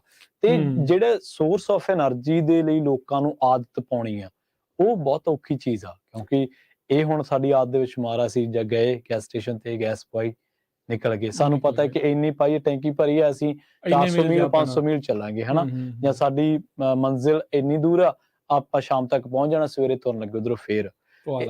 ਜਦੋਂ ਇਹ ਇਧਰੋਂ ਕਨਵਰਸ਼ਨ ਹੋਈ ਦੂਜੇ ਪਾਸੇ, ਫੇਰ ਥੋੜੀਆਂ ਦਿੱਕਤਾਂ ਵੱਧ ਜਾਣਗੀਆਂ, ਫੇਰ ਆਦਤਾਂ ਵੀ ਬਦਲਣੀਆਂ ਪੈਣਗੀਆਂ, ਫਿਰ ਪਤਾ ਦੇਖਣਾ ਪਊ ਟਰੱਕ 'ਚ ਭਾਈ એનર્ਜੀ ਕਿੰਨੀ ਹੈ, ਕਿੰਨਾ ਚਾਰਜ ਹੈ, ਕਿੰਨੇ ਮੀਲ ਜਾਊਗਾ। ਨਹੀਂ, ਇਹ ਆਮ ਗੱਡੀ ਵਾਲੇ ਨੂੰ ਇਹੀ ਪ੍ਰੋਬਲਮ ਹੋਣੀ ਆ, ਇਹੀ ਸੋਚ ਆ। ਬੈਟਰ ਤਰੀਕੇ ਦੇ ਨਾਲ ਆਪਣਾ ਜਿਹੜਾ ਰਾਊਟ ਆ ਪਲਾਨ ਕਰਨਾ ਪੈਣਾ। ਹੁਣ ਦੇਖੋ, ਜੇ ਆਪਾਂ ਇਹ ਕਹਿੰਦੇ ਰਹੀਏ ਨਾ ਵੀ ਇਹ ਤਾਂ ਹੋਣਾ ਨਹੀਂ, ਇਹ ਤਾਂ ਹੋ ਨਹੀਂ ਸਕਦਾ, ਇਹ ਤਾਂ ਹੋਊਗਾ ਨਹੀਂ, ਉਹ ਫਿਰ ਆਪਾਂ ਉਹ ਕਬੂਤਰ ਵਾਲੀ ਗੱਲ ਹੋਊਗੀ ਵੀ ਆਪਾਂ ਅੱਖਾਂ ਮਿੱਟੀ ਬੈਠੇ ਆ। ਪਰ ਕਿਉਂਕਿ ਜਿਹੜਾ ਇਹਨਾਂ ਨੇ ਆਲਰੇਡੀ ਸੋਚਿਆ ਹੈ ਕਰਨਾ, ਉਸ ਪਾਸੇ ਵੱਲ ਨੂੰ ਜਿਹੜਾ ਵੱਧ ਰਿਹਾ, ਇਹ 'ਚ ਕੋਈ ਦੋ ਰਾਹ ਨਹੀਂ। ਇਨਫਰਾਸਟ੍ਰਕਚਰ ਦੇ ਉੱਤੇ ਪੈਸਾ ਖਰਚ ਹੋ ਰਿਹਾ, ਡਾਲਰ ਜਿਹੜੇ ਆ ਉਹ ਬਿਲੀਅਨਸ ਆਫ ਡਾਲਰ ਦੇ ਵਿੱਚ ਜਿਹੜੇ ਇੱਧਰਲੇ ਪਾਸੇ ਨੂੰ ਲਾਏ ਜਾ ਰਹੇ ਆ। ਤੁਸੀਂ ਇਲੈਕਟ੍ਰੀਫਾਈ ਅਮਰੀਕਾ ਕਰਕੇ ਇੱਕ ਢਾਂਚਾ ਜਿਹੜਾ ਤਿਆਰ ਕਰ ਰਿਹਾ, ਵੱਖ-ਵੱਖ ਚਾਰਜਿੰਗ ਸਟੇਸ਼ਨ ਮੁਲਕ ਭਰ ਦੇ ਵਿੱਚ ਉਹਨਾਂ ਨੇ ਹਜ਼ਾਰਾਂ ਜਿਹੜੇ ਚਾਰਜਿੰਗ ਸਟੇਸ਼ਨ ਆ ਆਲਰੇਡੀ ਤਿਆਰ ਕੀਤੇ ਨੇ, ਉਹ ਤਿਆਰ ਹੋਏ ਪਏ ਆ। ਇੱਥੇ ਵੀ ਜਿਹੜਾ ਪੋਰਟ ਆਫ ਲੌਂਗ ਬੀਚ ਆ, ਇੱਥੇ ਵੀ ਇਲੈਕਟ੍ਰੀਫਾਈ ਅਮਰੀਕਾ ਕਰਕੇ ਜਿਹੜਾ ਇਹ ਆ, ਉਹਨਾਂ ਨੇ ਪਹਿਲਾਂ ਆਪਣਾ ਚਾਰਜਿੰਗ ਸਟੇਸ਼ਨ ਲਾਇਆ। ਮੈਂ ਉਹਨਾਂ ਦੀ ਉਹ ਸੁਣ ਰਿਹਾ ਸੀ, ਉੱਥੇ ਉਹਨਾਂ ਦੇ ਜਿਹੜੇ ਬੋਲਣ ਵਾਲੇ ਆ ਉਹ ਕਹਿ ਰਹੇ ਸੀਗੇ ਵੀ ਅਸੀਂ ਬਹੁਤ ਹੀ ਪਾਵਰਫੁਲ, ਜਿਸ ਦੇ ਵਿੱਚ ਬਹੁਤ ਤੇਜ਼ੀ ਦੇ ਨਾਲ ਫਾਸਟ ਚਾਰਜਿੰਗ ਤੇ ਹਾਈਪਰ ਫਾਸਟ ਚਾਰਜਿੰਗ ਵਾਲੇ ਸਟੇਸ਼ਨ ਜਿਹੜੇ ਉਹ ਲਾਉਣੇ ਆ। ਇੱਕ ਦੀ ਜਿਹੜੀ ਸ਼ਮਤਾ 150 ਕਿਲੋਵਾਟ ਆਵਰ ਦੀ ਜਿਹੜੀ ਹੋਊਗੀ, ਤੇ ਇੱਕ ਦੀ ਜਿਹੜੀ ਉਹ ਕਹਿੰਦੇ ਵੀ 300 ਕਿਲੋਵਾਟ ਵਾਲੀ ਜਿਹੜੀ ਹੋਊਗੀ, ਜਿਹੜਾ 30 ਮਿੰਟ ਤੋਂ 60 ਮਿੰਟ ਦੇ ਵਿੱਚ ਜਿਹੜੇ ਇੱਕ ਟਰੱਕ ਨੂੰ ਪੂਰੀ ਤਰ੍ਹਾਂ ਚਾਰਜ ਕਰ ਸਕਣਗੇ। ਇਹ ਟਰੱਕ ਦੀ ਟੋਟਲ ਚੱਲਣ ਦੀ ਸ਼ਮਤਾ 100 ਤੋਂ 200 ਮੀਲ ਤੋਂ 300 ਮੀਲ ਰੇਂਜ ਜਿਹੜੀ ਆ ਉਹ ਹੋ ਸਕਦੀ ਆ, ਜੀ ਜੀ, ਉਹ ਚੀਜ਼ ਜਿਹੜੀ ਉਹ ਹੋਵੇ। ਪਰ ਇਹ ਆ ਵੀ ਇਸ ਪਾਸੇ ਵੱਲ ਨੂੰ ਵੱਧ ਰਹੇ ਆ। ਹੁਣ ਰੀਸੈਂਟਲੀ ਇਹਦੇ ਵਿੱਚ ਇਹ ਵੀ ਹੋਇਆ ਆ ਪ੍ਰਵੀਨ ਵੀ ਜਿਹੜਾ ਗਵਰਨਰ ਨਿਊਸਮ ਆ, ਉਹਨਾਂ ਨੇ ਇਸ ਦੇ ਲਈ ਹੋਰ ਫੰਡਿੰਗ ਐਲੋਕੇਟ ਕਰਤੀ ਆ ਜੀ ਜੀ, ਵੀ ਆਪਾਂ ਜ਼ੀਰੋ ਐਮਿਸ਼ਨ ਵੱਲ ਨੂੰ ਜਿਹੜਾ ਉਹ ਤੇਜ਼ੀ ਦੇ ਨਾਲ ਕਿੱਦਾਂ ਜਿਹੜਾ ਉਹ ਵਧਣਾ ਆ, ਇਸ ਦੇ ਲਈ ਫੰਡਿੰਗ ਜਿਹੜੀ ਉਸ ਦੇ ਵਿੱਚ ਉਹ ਐਡ ਕਰ ਰਹੇ ਆ। ਸੋ ਅਸੀਂ ਅੱਜ ਇਹ ਜਾਣਨਾ ਚਾਹੁੰਦੇ ਹਾਂ ਵੀ ਐਜ਼ ਏ ਟਰੱਕਰ ਤੁਸੀਂ ਇਸ ਪੂਰੇ ਮਸਲੇ ਨੂੰ ਕਿੱਦਾਂ ਦੇਖਦੇ ਆ, ਕਿਉਂਕਿ ਅੱਜ ਪੋਰਟਸ ਦੇ ਉੱਤੇ ਆ, ਇਵੈਂਚੁਅਲੀ ਇਹਨਾਂ ਨੇ ਕੈਲੀਫੋਰਨੀਆ 'ਚ ਚੱਲਣ ਵਾਲੇ ਜਿਹੜੇ ਸਾਰੇ ਜਿਹੜੇ ਟਰੱਕਸ ਆ ਉਹਨਾਂ ਉੱਤੇ ਲਾਉਣੀ, ਜਿਹੜੀ ਕਿਉਂਕਿ carb California air resource board ਆ, ਉਹ ਇਹੀ ਚਾਹੁੰਦੀ ਆ ਵੀ ਆਪਾਂ ਹੌਲੀ ਹੌਲੀ ਜੇ ਜ਼ੀਰੋ ਐਮਿਸ਼ਨ ਵਾਲਾ ਕਰਨਾ ਹੈ ਤੇ ਫਿਰ ਸਾਰਿਆਂ 'ਚ ਕਰਨਾ, ਫਿਰ ਤਾਂ ਫੋਸਿਲ ਫਿਊਲ ਜਿਹੜਾ ਆਪਾਂ ਕੱਢਦੇ ਆ ਵਰਤਦੇ ਆ ਤੇ ਜਿਹੜੀ ਐਮਿਸ਼ਨ ਹੁੰਦੀ ਆ ਵੀ ਉਸ ਨੂੰ ਉਹਨਾਂ ਨੇ ਕਿੱਦਾਂ ਜਿਹੜਾ ਉਹ ਰੋਕਣਾ ਆ, ਉਸ ਦੇ ਵੱਲ ਨੂੰ ਜਿਹੜੀ ਉਹਨਾਂ ਦਾ ਜ਼ੋਰ ਜਿਹੜਾ ਇਸ ਟਾਈਮ ਲੱਗਾ ਹੈ। ਸੋ ਤੁਸੀਂ ਵੀ ਆਪਣੇ ਵਿਚਾਰ ਸਰੋਤਿਓ ਜ਼ਰੂਰ ਦਿਓ 408 272 5200 ਦੇ ਉੱਤੇ। ਤੁਸੀਂ ਕੀ ਸੋਚਦੇ ਆ ਵੀ ਇਹ ਜਿਹੜੀ ਸੋਚ ਆ ਇਹ ਠੀਕ ਆ, ਗੁੱਡ ਆ, ਤੇ ਇਹਦੀ ਅਪਰੋਚ ਕਿੱਦਾਂ ਜਿਹੜੀ ਕੀਤੀ ਜਾ ਰਹੀ ਆ ਉਹਨੂੰ ਤੁਸੀਂ ਕਿਸ ਹਿਸਾਬ ਦੇ ਨਾਲ ਲੈਂਦੇ ਆ? ਕਿਉਂਕਿ ਜੇ ਆਪਾਂ ਹੁਣ ਉਹੀ ਗੱਲ ਵੀ ਜੇ ਆਪਾਂ ਕਹੀਏ ਵੀ ਇਹ ਕਰਨਾ ਨਹੀਂ ਜਾਂ ਹੋਊਗਾ ਨਹੀਂ, ਆਪਾਂ ਇਹ ਵੀ ਨਾ ਦੇ ਵਿੱਚ ਚੱਲੀ ਜਾਈਏ, ਆਪਣੇ ਕਹੇ ਤਾਂ ਰੁਕਣੀ ਨਹੀਂ ਹੁਣ ਇਹ ਚੀਜ਼, ਨਹੀਂ ਰੁਕਣੀ ਬਿਲਕੁਲ। ਇਹ ਹੁਣ ਜਦੋਂ ਉਹਨਾਂ ਨੇ ਸੋਚਿਆ, ਅੱਜ ਦਾ ਨਹੀਂ ਕਰਦਾ ਜਿਹੜਾ ਇਸ ਦੇ ਉੱਤੇ ਇਹਨਾਂ ਨੇ ਜ਼ੋਰ ਲਾ ਲਿਆ, ਪਿਛਲੇ 1 ਦਹਾਕੇ ਤੋਂ ਵੱਧ ਦਾ ਜਿਹੜਾ ਜ਼ੋਰ ਇਸ ਦੇ ਵਿੱਚ ਲੱਗ ਰਿਹਾ ਆ। ਸੋ ਤੁਸੀਂ ਸੋਚੋ ਵੀ ਕੀ ਅਪਰੋਚ ਹੋ ਸਕਦੀ ਆ, ਕਿੱਦਾਂ ਬੈਟਰ ਹੋਊਗਾ। ਟਰੱਕਰਸ ਨੂੰ ਵੀ ਇਹਦੇ ਵਿੱਚ ਚਿੰਤਾ ਜਿਹੜੀ ਉਹ ਹੈਗੀ ਆ, ਹੋਊਗੀ ਵੀ ਕਿੱਦਾਂ ਅੱਗੇ ਜਿਹੜਾ ਇਸ ਦੇ ਵਿੱਚ ਨਾਲ ਕਿੱਦਾਂ ਜਿਹੜਾ ਇਸ ਦੇ ਵਿੱਚ ਮਿਲ ਕੇ ਜਿਹੜਾ ਉਹ ਚੱਲਿਆ ਜਾ ਸਕਦਾ ਹੈ। ਸੋ ਤੁਸੀਂ ਜ਼ਰੂਰ ਆਪਣੇ ਵਿਚਾਰ ਸਾਂਝੇ ਕਰਿਓ 408 272 5200 ਦੇ ਉੱਤੇ 4082725200। ਅਮਰਜੀਤ ਜੀ ਆਪਣੇ ਨਾਲ ਜੁੜੇ ਨੇ। ਸਤਿ ਸ਼੍ਰੀ ਅਕਾਲ ਜੀ। ਸਤਿ ਸ਼੍ਰੀ ਅਕਾਲ ਦੋਵਾਂ ਭਰਾਵਾਂ ਜੀ। ਜੀ ਸਤਿ ਸ਼੍ਰੀ ਅਕਾਲ। ਆਪਾਂ ਨੂੰ ਸਾਰਿਆਂ ਨੂੰ ਜਿੱਦਾਂ এনवायरमेंट ਦਾ ਕੇਅਰ ਕਰਨਾ ਚਾਹੀਦਾ। ਆਪਾਂ ਨੂੰ ਮੰਗ ਵੀ ਚਾਹੀਦੀ ਆ ਵੀ ਹਵਾ ਸਾਫ਼ ਹੋਵੇ ਆਪਣੀ, ਨਾ ਪਾਣੀ ਵੀ ਸਾਫ਼ ਹੋਵੇ, ਖਾਣਾ ਪੀਣਾ ਵੀ ਸਾਫ਼ ਹੋਵੇ ਨਾ। ਹਾਂਜੀ ਜਿੱਦਾਂ ਆਪਣੇ ਤਾਂ ਤੁਹਾਨੂੰ ਪਤਾ ਆਪਣੇ ਪਹਿਲੇ ਗੁਰੂ ਜੀ ਨੇ ਵੀ ਕਿਹਾ ਸੀਗਾ ਨਾ, এনवायरमेंट ਦੀ ਗੱਲ ਕੀਤੀ ਸੀਗੀ 550 ਸਾਲ ਪਹਿਲਾਂ ਨਾ ਜੀ। ਆਪਾਂ ਤਾਂ ਚੱਲ ਹੁਣ ਗੱਲ ਕਰ ਲਾਂਗੇ, ਗੁਰੂ ਤੇ 550 ਸਾਲ ਪਹਿਲਾਂ ਗੱਲ ਕੀਤੀ ਹੈ। ਸੋ ਆਪਾਂ ਨੂੰ ਵੀ ਆਪਦਾ ਪਾਰਟ ਕਰਨਾ ਚਾਹੀਦਾ ਨਾ, ਸਪੋਰਟ ਕਰਨਾ ਚਾਹੀਦਾ এনवायरमेंट ਨੂੰ, ਵੀ ਆਪਾਂ ਰਿਸਾਈਕਲ ਕਰੀਏ, ਖਾਣਾ ਪੀਣਾ ਨਾ ਖਰਾਬ ਕਰੀਏ ਨਾ। ਐਟ ਦ ਸੇਮ ਟਾਈਮ ਆਪਾਂ ਨੂੰ ਆਪਣੀ ਗਵਰਨਮੈਂਟ ਦਾ ਵੀ ਸਪੋਰਟ ਕਰਨਾ ਚਾਹੀਦਾ, ਜੇ ਉਹ এনवायरमेंट ਨੂੰ ਸਾਫ਼ ਕਰਨਾ ਮੰਗਦੇ ਆ ਜਾਂ ਹੈਲਪ ਕਰਨਾ ਮੰਗਦੇ ਆ, ਪਰ ਨਾ ਹੋਣਾ ਚਾਹੀਦਾ ਜਾਂ ਸਾਫ਼ ਨਾਲ ਨਾ ਜੀ, ਉਹਨਾਂ ਸਾਫ਼ ਨਾਲ ਕਰਨਾ ਚਾਹੀਦਾ ਬਈ ਨਾ ਅਸੀਂ ਆਹ ਕੰਮ ਕਰਨ ਲੱਗੇ ਆ ਵੀ ਸਾਨੂੰ ਲੋਕਾਂ ਦੀ ਸਪੋਰਟ ਪੂਰੀ ਮਿਲੇ ਨਾ। ਏਦਾਂ ਨਾ এনवायरमेंट ਦਾ ਨਾਮ ਵਰਤ ਕੇ ਵੀ ਸਪੈਸ਼ਲ ਇੰਟਰਸਟ ਗਰੁੱਪ ਨੂੰ ਨਾ ਉਹਨਾਂ ਦੇ ਢਿੱਡ ਭਰੀ ਜਾਣ ਜੀ ਜੀ, ਇਹ ਨਹੀਂ ਚਾਹੀਦਾ ਨਾ। ਆਪਾਂ ਜਿੱਦਾਂ ਦੇਖਦੇ ਆ ਵੀ ਇਹਨਾਂ ਨੇ ਫੈਸਲੇ ਬਹੁਤ ਗਲਤ ਵੀ ਲਾਇਆ ਨਾ, EPA ਨੇ ਨਾ ਗਲਤ ਕੰਮ ਬਹੁਤ ਕੀਤੇ ਆ, ਕਈ ਵਿੱਚ ਵੀ ਕੀਤੇ ਆ ਨਾ। ਜਿੱਦਾਂ ਆਪਾਂ ਦੇਖਿਆ ਪਹਿਲੇ 20 ਸਾਲ ਪਹਿਲਾਂ ਜਦੋਂ ਆਪਾਂ LA ਜਾਈਦਾ ਹੁੰਦਾ ਸੀਗਾ, ਉੱਥੇ ਬਹੁਤ ਧੂੰਆਂ ਹੁੰਦਾ ਸੀ, ਪੋਲੂਸ਼ਨ। ਹੁਣ ਬਹੁਤ ਫਰਕ ਆ ਨਾ ਜੀ। ਸੋ ਇਹਨਾਂ ਨੇ ਕੰਮ ਚੰਗੇ ਵੀ ਕੀਤੇ ਆ ਨਾ। ਨਾਲੇ ਇਹਨਾਂ ਨੂੰ ਇਹ ਵੀ ਗੱਲ ਧਿਆਨ ਰੱਖਣੀ ਚਾਹੀਦੀ, ਜਿਹੜੀਆਂ ਅੱਗਾਂ ਲੱਗਦੀਆਂ ਆਪਣੇ ਦੀਆਂ ਨਾ, ਉੱਥੇ ਵੀ ਕਾਬੂ ਕਰਨਾ ਚਾਹੀਦਾ। ਉਹਨਾਂ ਵੀ ਬਹੁਤ এনवायरमेंट ਦਾ ਨੁਕਸਾਨ ਹੁੰਦਾ। ਪਹਿਲਾ ਕੰਮ ਤਾਂ ਇਹ ਕਰ ਸਕਦੇ ਆ, ਫਿਰ ਜਿਹੜੇ ਤੁਸੀਂ ਸਾਰੇ ਕੰਮ ਦੱਸੇ ਆ ਇਹ ਵੀ ਕਰ ਲੈਣਾ, ਪਰ ਆਪਾਂ ਨੂੰ ਸਾਰਿਆਂ ਨੂੰ ਸਾਥ ਦੇਣਾ ਪੈਣਾ, ਆਪਾਂ ਨੂੰ ਸਫਰ ਕਰਨਾ ਪੈਣਾ। ਕੋਈ ਮੰਗਦਾ ਨਹੀਂ ਵੀ ਮੈਨੂੰ ਘਾਟਾ ਪਵੇ ਨਾ, ਬਿਲਕੁਲ ਸਹੀ। ਟਰੱਕ ਜੇ ਹੈਗਾ ਉਹਦੇ ਮੈਨੂੰ ਟਰੱਕ ਵੇਚਣਾ ਪਵੇ, ਨਵਾਂ ਲੈਣਾ ਪਵੇ, ਪਰ ਜੇ ਆਪਾਂ এনवायरमेंट ਸਾਫ਼ ਮੰਗਦੇ, ਸੋਹਣੀ ਸੁਥਰੀ ਮੰਗਦੇ ਆ, ਫਿਰ ਆਪਾਂ ਨੂੰ ਸਾਰਿਆਂ ਨੂੰ ਸਫਰ ਕਰਨਾ ਪੈਣਾ ਥੋੜਾ ਥੋੜਾ। ਉਸ ਹਿਸਾਬ ਨਾਲ ਆਪਾਂ ਮੂਵ ਹੋ ਸਕਦੇ ਆ ਨਾ। ਇੱਕ ਨਾ I think it's a good step, ਪਰ ਦਿਲੋਂ ਸਾਫ਼ ਨਾ ਕਰਨ, ਪਰ ਉਦਾਂ ਨਾ ਵੀ ਲੋਕਾਂ ਨੂੰ ਭੁਲੇਖੇ ਪਾਉਣ, ਨਾਲੇ ਲੋਕਾਂ ਦਾ ਫਾਇਦਾ ਲੈਣ ਵੀ এনवायरमेंट ਦਾ ਨਾਮ ਵਰਤ ਕੇ ਨਾ। ਆਪਾਂ ਸਾਰੇ এনवायरमेंट ਦਾ ਆਪਾਂ ਕੇਅਰ ਕਰਦੇ ਆ ਸਾਰੇ, ਜੇ ਏਦਾਂ ਕਰਨ ਬਹੁਤ ਵਧੀਆ ਚੀਜ਼ ਆ, ਆਪਾਂ ਦਾ ਸਪੋਰਟ ਕਰਾਂਗੇ ਕਰਕੇ। ਆਪਣੇ ਗੁਰੂਆਂ ਨੇ ਵੀ ਕਿਹਾ ਇਹ ਗੱਲਾਂ ਕਹਿੰਦੀਆਂ, ਆਪਾਂ ਜੇ ਗੁਰੂਆਂ ਨੂੰ ਮੰਨਦੇ ਆ ਵੀ ਆਪਾਂ ਨੂੰ ਸਪੋਰਟ ਵੀ ਇਹ ਚ ਗੱਲ ਕਰਨੀ ਚਾਹੀਦੀ ਯਾਰ ਜੀ। ਥੈਂਕ ਯੂ ਅਮਰਜੀਤ ਜੀ, ਮਿਹਰਬਾਨੀ ਜੀ। ਸੋ ਬਿਲਕੁਲ ਜਿਹੜੇ ਆਰਟੀਕਲ ਸੀਗਾ ਵਾਲ ਸਟਰੀਟ ਜਰਨਲ ਨੇ ਜਿਹੜਾ ਛਾਪਿਆ, ਉਹਦੇ ਵਿੱਚ ਵੀ ਉਹ ਕਹਿੰਦੇ ਵੀ ਟਰੱਕਰਸ ਮੰਨਦੇ ਨੇ, ਬਾਕੀ ਲੋਕ ਵੀ ਮੰਨਦੇ ਨੇ ਵੀ ਆਪਾਂ ਨੂੰ ਇਹ ਚੀਜ਼ ਚਾਹੀਦੀ ਆ ਵੀ ਆਪਾਂ ਕਿੱਦਾਂ ਜਿਹੜਾ ਆ ਉਹ ਕਲੀਨ এনवायरमेंट ਵੱਲ ਨੂੰ ਜਿਹੜਾ ਉਹ ਵਧਣਾ ਆ। ਗਲੋਬਲ ਵਾਰਮਿੰਗ, ਕਲਾਈਮੇਟ ਚੇਂਜ, ਸਾਰੀਆਂ ਦਰਪੇਸ਼ ਮੁਸ਼ਕਲਾਂ ਨੇ ਆਪਣੇ ਸਾਹਮਣੇ ਨੇ ਵੀ ਕਿੱਦਾਂ ਹੋਣਾ। ਪਰ ਕਹਿੰਦੇ ਵੀ ਰਾਈਟ ਨਾਓ ਮੁਸ਼ਕਿਲ ਉਹਨਾਂ ਨੂੰ ਇਹਨਾਂ ਦੇ ਇਸ ਪਲਾਨ ਦੇ ਵਿੱਚ ਇਹੀ ਆ ਲੈਕ ਆਫ ਚਾਰਜਿੰਗ ਸਟੇਸ਼ਨਸ, ਵੀ ਉਹਨੇ ਚਾਰਜਿੰਗ ਸਟੇਸ਼ਨਸ ਹੈ ਨਹੀਂ ਜਿੰਨੇ ਚਾਹੀਦੇ ਆ। ਇੱਕ ਰਿਪੋਰਟ ਦੇ ਮੁਤਾਬਕ ਕੱਲੇ ਜਿਹੜੇ ਆ ਜਿੰਨੀਆਂ ਵੀ ਨਵੀਆਂ ਵਹੀਕਲਸ ਜਿਹੜੇ ਪੋਰਟਸ, ਰੇਲ ਯਾਰਡਸ ਤੇ ਵੇਅਰ ਹਾਊਸਿਸ ਦੇ ਵਿੱਚ ਜੇ ਉਹ ਚਾਹੁੰਦੇ ਆ ਵੀ ਉਹ ਕਲੀਨ ਫਿਊਲਸ ਦੇ ਨਾਲ ਜਿਹੜਾ ਉਹ ਚੱਲਣ, ਤਾਂ ਉਹ ਦੱਸਦੇ ਨੇ ਵੀ 1,57,000 ਚਾਰਜਿੰਗ ਸਟੇਸ਼ਨਸ ਦੀ ਇਸ ਟਾਈਮ ਆਪਾਂ ਨੂੰ ਜ਼ਰੂਰਤ ਆ। ਜਿਹੜੇ ਹਜ਼ਾਰਾਂ ਹੀ ਹੈਵੀ ਡਿਊਟੀ ਵਹੀਕਲਸ ਆ ਉਹਨਾਂ ਨੂੰ ਜੇ ਤੁਸੀਂ ਆਪਰੇਟ ਕਰਨਾ ਚਾਹੁੰਦੇ ਆ 1,57,000 ਸੋ ਇੰਨੇ ਚਾਰਜਿੰਗ ਸਟੇਸ਼ਨ ਦੀ ਜਿਹੜੀ ਜ਼ਰੂਰਤ ਹੈ। ਸਿਰਫ ਹੈਵੀ ਜਿਹੜੇ ਡਿਊਟੀ ਵਹੀਕਲਸ ਆ ਉਹਦੀ ਆਪਾਂ ਗੱਲ ਕਰ ਰਹੇ ਆ, ਅਜੇ ਜਿਹੜੀਆਂ ਦੂਜੀਆਂ ਆਪਣੀਆਂ ਰੈਗੂਲਰ ਕਾਰਾਂ ਗੱਡੀਆਂ ਆ ਉਹਦੇ ਲਈ ਇਹਦਾ ਮਤਲਬ ਉਸ ਤੋਂ ਵੀ ਜ਼ਿਆਦਾ ਜਿਹੜੀ ਉਸ ਚੀਜ਼ ਦੀ ਜ਼ਰੂਰਤ ਆ। ਫਿਰ ਦੂਜਾ ਇਸ ਦੇ ਵਿੱਚ ਸਵਾਲ ਨਾਲ ਹੀ ਪ੍ਰਵੀਨ ਇਹ ਆ ਜਾਣਾ ਆ ਵੀ ਇਹ ਬਿਜਲੀ ਪੈਦਾ ਕਿੱਦਾਂ ਕਰਨੀ ਆ। ਹਾਂਜੀ ਬਿਲਕੁਲ ਹੁਣ ਇਸ ਗਰਮੀਆਂ ਦੀ ਗੱਲ ਆਪਾਂ ਕੁਝ ਮਹੀਨੇ ਪਿੱਛੇ ਦੀ ਗੱਲ ਕਰੀਏ ਵੀ ਜਦੋਂ ਅਚਾਨਕ ਇੰਨੀ ਜ਼ਿਆਦਾ ਗਰਮੀ ਹੋ ਗਈ, ਜਦੋਂ ਕਿਹਾ ਵੀ ਬਹੁਤ ਪੀਕ ਡਿਮਾਂਡ ਆ, ਗ੍ਰਿਡ ਫੇਲ ਹੋ ਸਕਦਾ ਤੁਹਾਡੇ ਜਿਹੜੇ ਆ ਰੋਲਿੰਗ ਬਲੈਕ ਆਊਟ ਜਿਹੜੇ ਉਹ ਆ ਸਕਦੇ ਆ ਹਨਾ। ਕਈ ਥਾਵਾਂ ਦੇ ਉੱਤੇ ਕਈ ਕਮਿਊਨਿਟੀਜ਼ ਨੂੰ ਝੱਲਣਾ ਵੀ ਇਹ ਚੀਜ਼ ਦਾ ਪਿਆ। ਤੇ ਭਾਈ ਜੇ ਸਾਰਾ ਕੁਝ ਤੁਸੀਂ ਬਿਜਲੀ ਦੇ ਉੱਤੇ ਚਲਾਉਣਾ ਹੈ ਤਾਂ ਬਿਜਲੀ ਦਾ ਉਤਪਾਦਨ ਕਿੱਥੋਂ ਹੋਣਾ? ਹਾਈਡਰੋ ਪਾਵਰ ਪਲਾਂਟ ਜਿਹੜੇ ਆ ਉਹ ਕੈਲੀਫੋਰਨੀਆ ਦੇ ਵਿੱਚ ਮਹਿਜ 3 ਤੋਂ 5% ਬਿਜਲੀ ਦਾ ਉਤਪਾਦਨ ਕਰਦੇ ਆ, ਮਹਿਜ 10% ਵੀ ਨਹੀਂ। ਜਿਹੜਾ ਰੀਸੈਂਟਲੀ ਨਿਊਕਲੀਅਰ ਪਲਾਂਟ ਡਿਆਬਲੋ ਵਾਲਾ ਜਿਹੜਾ ਸੀਗਾ ਉਸ ਨੂੰ ਚਾਲੂ ਰੱਖਣ ਦੇ ਲਈ ਹੁਣ $1 ਬਿਲੀਅਨ ਕਹਿੰਦੇ ਵੀ ਮਿਲਣਾ ਆ ਉਧਰੋਂ ਕੇਂਦਰ ਦੇ ਵੱਲੋਂ, ਸੈਂਟਰ ਤੋਂ ਜਿਹੜਾ ਉਹ ਆਉਣਾ ਆ। ਉਹ ਵੀ 6 ਤੋਂ 8% ਜਿਹੜੀ ਉਹ ਬਿਜਲੀ ਕਰਦੇ ਆ ਰਾਈਟ ਨਾਓ। ਰੀਨਿਊਏਬਲ ਸੋਰਸਿਸ ਤੇ 47% ਸਭ ਤੋਂ ਵੱਧ ਜਿਹੜੀ ਬਿਜਲੀ ਪ੍ਰੋਡਿਊਸ ਹੁੰਦੀ, ਜਿਹਦੇ ਵਿੱਚ ਸਭ ਤੋਂ ਵੱਡਾ ਜਿਹੜਾ ਯੋਗਦਾਨ ਸੋਲਰ ਦਾ ਆ ਵੀ ਉਹਦੇ ਜ਼ਰੀਏ ਜਿਹੜਾ ਉਹ ਹੋ ਰਿਹਾ ਆ। ਪਰ ਇੰਨੀ ਜ਼ਿਆਦਾ ਜਿਹੜੀ ਹੁਣ ਖਪਤ ਜਦੋਂ ਅਚਾਨਕ ਇੰਨੀ ਵਧੂਗੀ, ਹੁਣ ਕਿੰਨੇ ਸਾਲ ਰਹਿ ਗਏ ਆ 13-12 ਸਾਲ ਰਹਿ ਗਏ। 2023 ਆਈ ਖੜਿਆ, 2035 ਦਾ ਟੀਚਾ, ਉਸ ਤੋਂ ਪਹਿਲਾਂ ਵੀ ਟੀਚੇ ਹੈਗੇ ਆ 25 ਤੱਕ ਕਹਿੰਦੇ ਵੀ ਅਸੀਂ ਇਕੱਲੇ ਟਰੱਕ ਕਰ ਲੈਣੇ ਆ। ਇੰਪੋਰਟ ਵਾਲੇ ਕਹਿੰਦੇ ਆ, ਕੈਲੀਫੋਰਨੀਆ ਦੀ ਸਰਕਾਰ ਕਹਿੰਦੀ ਆ ਵੀ ਅਸੀਂ 50% ਜਿਹੜੀ ਨਵੀਂ ਗੱਡੀ ਵਿਕੂਗੀ ਉਹਦੇ ਵਿੱਚ ਏਦਾਂ ਕਰਨਾ ਆ। 30 ਤੱਕ ਪਹਿਲਾਂ ਕਾਰਾਂ ਵੀ ਕਰਨੀਆਂ, ਫਿਰ ਉਹ 30 ਤੱਕ ਇੰਨੇ % ਕਰ ਦੇਣੇ ਆ ਤੇ 35 ਤੱਕ 100% ਜਿਹੜੇ ਉਹ ਕਰ ਦੇਣੇ ਆ। ਇਹ ਬਿਜਲੀ ਦਾ ਉਤਪਾਦਨ ਕਿੱਦਾਂ? ਜੇ ਉਹ ਕੋਲਾ ਸਾੜ ਕੇ ਤੇ ਫਿਰ ਜੇ ਤੁਸੀਂ ਤੇਲ ਬਾਲ ਕੇ ਫਿਰ ਜੇ ਤੁਸੀਂ ਉਹੀ એનર્ਜੀ ਜਨਰੇਟ ਕਰਨੀ, ਉਨਾ ਹੀ ਪੋਲਿਊਸ਼ਨ ਤੁਸੀਂ ਉਹ ਸਾੜ ਕੇ ਕਰ ਲੈਣਾ, ਤੇ ਫਿਰ ਇਧਰ ਬਚਾਏ ਦਾ ਫਾਇਦਾ ਕਿੱਧਰ ਹੋਇਆ? ਬਿਲਕੁਲ ਸੋ ਮੈਂ ਨਹੀਂ ਕਹਿੰਦਾ ਵੀ ਤੁਹਾਡਾ ਜਿਹੜਾ ਸੋਚ ਮਾੜੀ ਆ, ਪਰ ਉਹਦੀ ਅਪਰੋਚ ਕੀ ਆ? ਇਹ ਸੋਚ ਤੇ ਅਪਰੋਚ ਦਾ ਜਿਹੜਾ ਇਸ ਟਾਈਮ ਪੈਦਾ ਕਰਨ ਦਾ ਸੋਰਸ ਕੀ ਹੈ? ਸੋਰਸ ਕਿਤੇ ਉਹ ਜ਼ਿਆਦਾ ਤਾਂ ਨਹੀਂ ਪ੍ਰਦੂਸ਼ਣ ਕਰ ਰਹੇ ਤੁਸੀਂ? ਆਲਦੋ ਕੈਲੀਫੋਰਨੀਆ ਦੇ ਵਿੱਚ ਇਹਨਾਂ ਨੇ ਆਖਿਆ ਹੋਇਆ ਵੀ ਹੁਣ ਜਿੰਨੇ ਵੀ ਨਵੇਂ ਘਰ ਬਣਨ ਉਹਨਾਂ ਵਿੱਚ ਸੋਲਰ ਲੱਗਾ ਹੋਵੇ। ਸੋਲਰ ਲਾਉਣਾ ਜਿਹੜਾ ਉਹ ਲਾਜ਼ਮੀ ਕਰ ਰਹੇ ਆ ਵੀ ਉਸ ਹਿਸਾਬ ਦੇ ਨਾਲ ਵੀ ਚੱਲ ਐਟਲੀਸਟ ਜਿਹੜੇ ਘਰ ਆ ਜੇ ਉਹਨਾਂ ਦਾ ਆਪਣਾ ਸੋਲਰ ਹੋਊਗਾ, ਖੁਦ ਜਨਰੇਟ ਕਰਦੇ ਆ, ਤਾਂ ਗ੍ਰਿਡ ਦੇ ਵਿੱਚ ਬੋਝ ਜਿਹੜਾ ਉਹ ਨਾ ਜਿਹੜਾ ਉਹ ਪਊਗਾ। ਦੂਜਿਆਂ ਦੇ ਲਈ ਹੁਣ ਇਨਸੈਂਟਿਵ ਨਵੇਂ ਇਨਫਰਾਸਟ੍ਰਕਚਰ ਪਲਾਨ ਦੇ ਵਿੱਚ ਜਿਹੜੇ ਉਹ ਦੇ ਰਹੇ ਆ।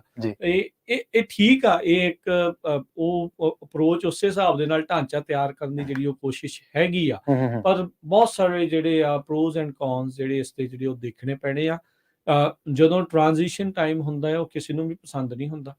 ਜਦੋਂ ਆਪਾਂ ਕਿਸੇ ਚੀਜ਼ ਤੋਂ ਚੇਂਜ ਹੋ ਰਹੇ ਹੁੰਦੇ ਉਹ ਕਿਸੇ ਨੂੰ ਵੀ ਜਿਹੜੀ ਉਹ ਚੀਜ਼ ਪਸੰਦ ਨਹੀਂ ਹੁੰਦੀ, ਤੇ ਉਹਦੇ ਵਿੱਚ ਬਹੁਤ ਸਾਰੀਆਂ ਮੁਸ਼ਕਲਾਂ ਵੀ ਆਉਂਦੀਆਂ, ਗਲਤੀਆਂ ਵੀ ਹੁੰਦੀਆਂ ਆ। ਤੇ ਪਰ ਇਹ ਆ ਵੀ ਆਪਾਂ ਇਹਨਾਂ ਦੇ ਜੇ ਸਿਰ ਦੇ ਉੱਤੇ ਰਵਾਂਗੇ ਵੀ ਭਾਈ ਇਸ ਚੀਜ਼ ਦਾ ਧਿਆਨ ਤੁਸੀਂ ਰੱਖਣਾ ਹੈ, ਇਸ ਚੀਜ਼ ਨੂੰ ਕਰਨਾ ਪੈਣਾ ਆ, ਲੋਕ ਸਾਥ ਦੇਣ ਨੂੰ ਵੀ ਤਿਆਰ ਆ। ਪਰ ਇਹ ਆ ਵੀ ਤੁਸੀਂ ਉਹਨੂੰ ਅਪਰੋਚ ਕਿੱਦਾਂ ਕਰਦੇ, ਬਣਾਉਂਦੇ ਕਿੱਦਾਂ ਆ, ਢਾਂਚਾ ਇੰਨਾ ਤੁਹਾਡਾ ਸਖਤ ਮਜ਼ਬੂਤ ਜਿਹੜਾ ਉਹ ਬਣ ਸਕੂਗਾ, ਇਹ ਜਿਹੜੇ ਵੱਡੇ ਸਵਾਲ ਆ। ਕਿਉਂਕਿ ਲੀਡਰਾਂ ਦੇ ਉੱਤੇ ਭਰੋਸਾ ਨਹੀਂ ਆ ਲੋਕਾਂ ਨੂੰ, ਇਸ ਲਈ ਆ ਵੀ ਇਹਨਾਂ ਨੇ ਬਹੁਤ ਸਾਰੇ ਇਦਾਂ ਦੇ ਜਿਹੜੇ ਖਿਆਲੀ ਤਲਾਬ, ਸਬਜ਼ ਬਾਗ ਜਿਹੜੇ ਉਹ ਦਿਖਾਏ, ਉਹ ਫੇਲ ਹੋ ਰਹੇ ਆ।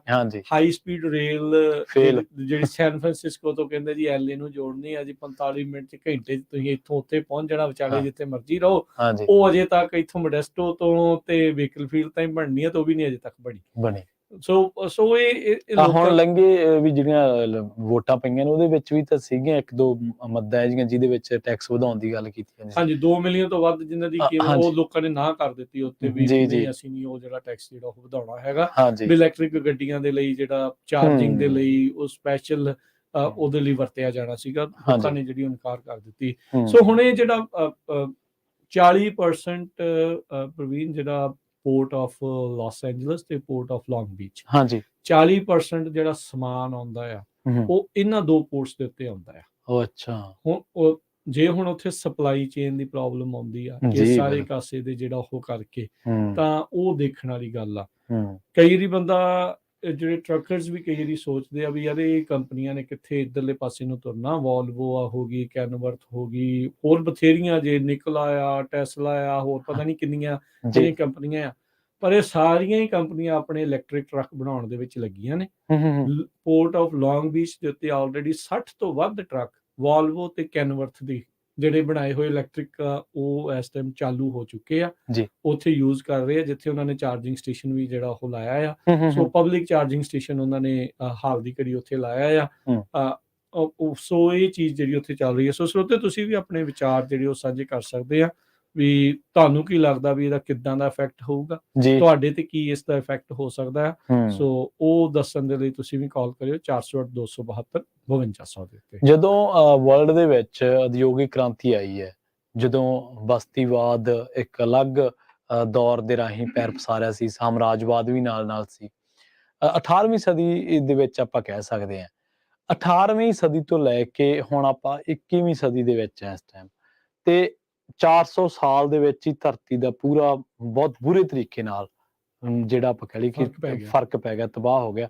400 ਨਹੀਂ ਪ੍ਰਵੀਨ, 200-250 ਸਾਲ ਕਹਿ ਸਕਦੇ ਹਾਂ। 18ਵੀਂ 19ਵੀਂ ਸਦੀ ਕ੍ਰਾਂਤੀ ਜਿਹੜੀ ਆਈ ਸੀ, ਬਿਲਕੁਲ ਉਦਯੋਗਿਕ ਕ੍ਰਾਂਤੀ 19ਵੀਂ ਸਦੀ ਚ ਕਹਿ ਸਕਦੇ ਹਾਂ। ਉਦੋਂ ਵੀ ਪੂਰੀ ਦੁਨੀਆ ਚ ਨਹੀਂ ਹੋਣੀ, ਕਿਉਂਕਿ ਉਦੋਂ ਵੀ ਬਹੁਤ ਵੱਡਾ ਹਿੱਸਾ ਪਛੜਿਆ ਹੋਇਆ ਸੀ। 20ਵੀਂ ਸਦੀ ਦੇ ਵਿੱਚ ਜ਼ੋਰ ਫੜ ਗਿਆ ਸੀ, ਕਿਉਂਕਿ ਸਾਰੇ ਵਿਕਾਸਸ਼ੀਲ ਵੀ ਤੇ ਵਿਕਸਿਤ ਵੀ ਉਹ ਇਕੱਠੇ ਹੋ ਗਏ ਸੀ। ਹਾਂ, ਉੱਥੇ ਤੱਕ ਪਹੁੰਚ ਗਏ। ਇੱਕ ਆਪਣੇ ਨਾਲ ਕਾਲਰ ਜਿਹੜੇ ਆਪਾਂ ਵਿਚਾਰ ਸੁਣ ਕੇ ਫਿਰ ਆਪਾਂ ਅਗਲੀ ਗੱਲਬਾਤ ਨੂੰ ਕੰਟੀਨਿਊ ਰੱਖਾਂਗੇ। ਉਹਦਾ ਕਾਲ ਕਰਨ ਦੇ ਲਈ ਸਰੋਤੇ ਨੰਬਰ 408-272-5200। ਗਗਨ, ਸਤਿ ਸ਼੍ਰੀ ਅਕਾਲ। ਸਤਿ ਸ਼੍ਰੀ ਅਕਾਲ ਵੀਰ ਜੀ। ਸਤਿ ਸ਼੍ਰੀ ਅਕਾਲ ਜੀ।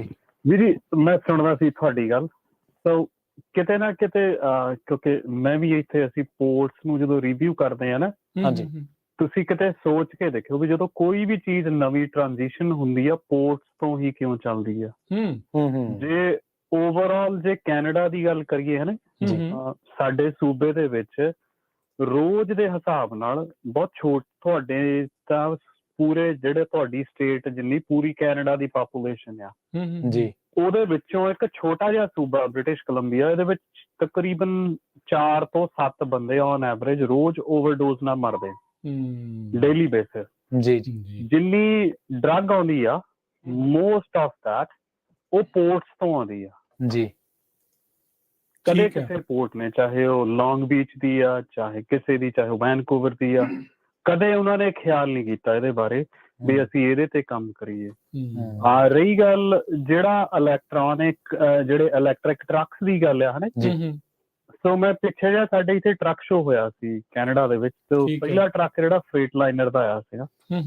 ਸੋ ਸਾਡੇ ਹਿਸਾਬ ਦੇ ਨਾਲ ਸਰਕਾਰਾਂ ਗੱਲਾਂ ਇਹਨਾਂ ਦੀਆਂ ਬਹੁਤ ਮਿੱਠੀਆਂ ਮਿੱਠੀਆਂ ਚੰਗੀਆਂ ਲੱਗਦੀਆਂ, ਨੋ ਡਾਊਟ ਤੁਹਾਡੇ US ਦੇ ਵਿੱਚ ਬਹੁਤ ਵੱਡਾ ਇਨਫਰਾਸਟਰਕਚਰ ਆ ਜੀ, ਪਰ ਉਹਦਾ ਜਿਹੜਾ ਕਾਊਂਟਰ ਕੁਐਸਚਨ ਆ, ਮੰਨ ਲਓ ਇਹ ਕੋਈ ਕਾਰ ਨੀ ਗੀ ਕਿ ਤੁਸੀਂ ਆਪਣੇ ਘਰ ਲਿਆ ਕੇ ਚਾਰਜ ਕਰ ਲਓ।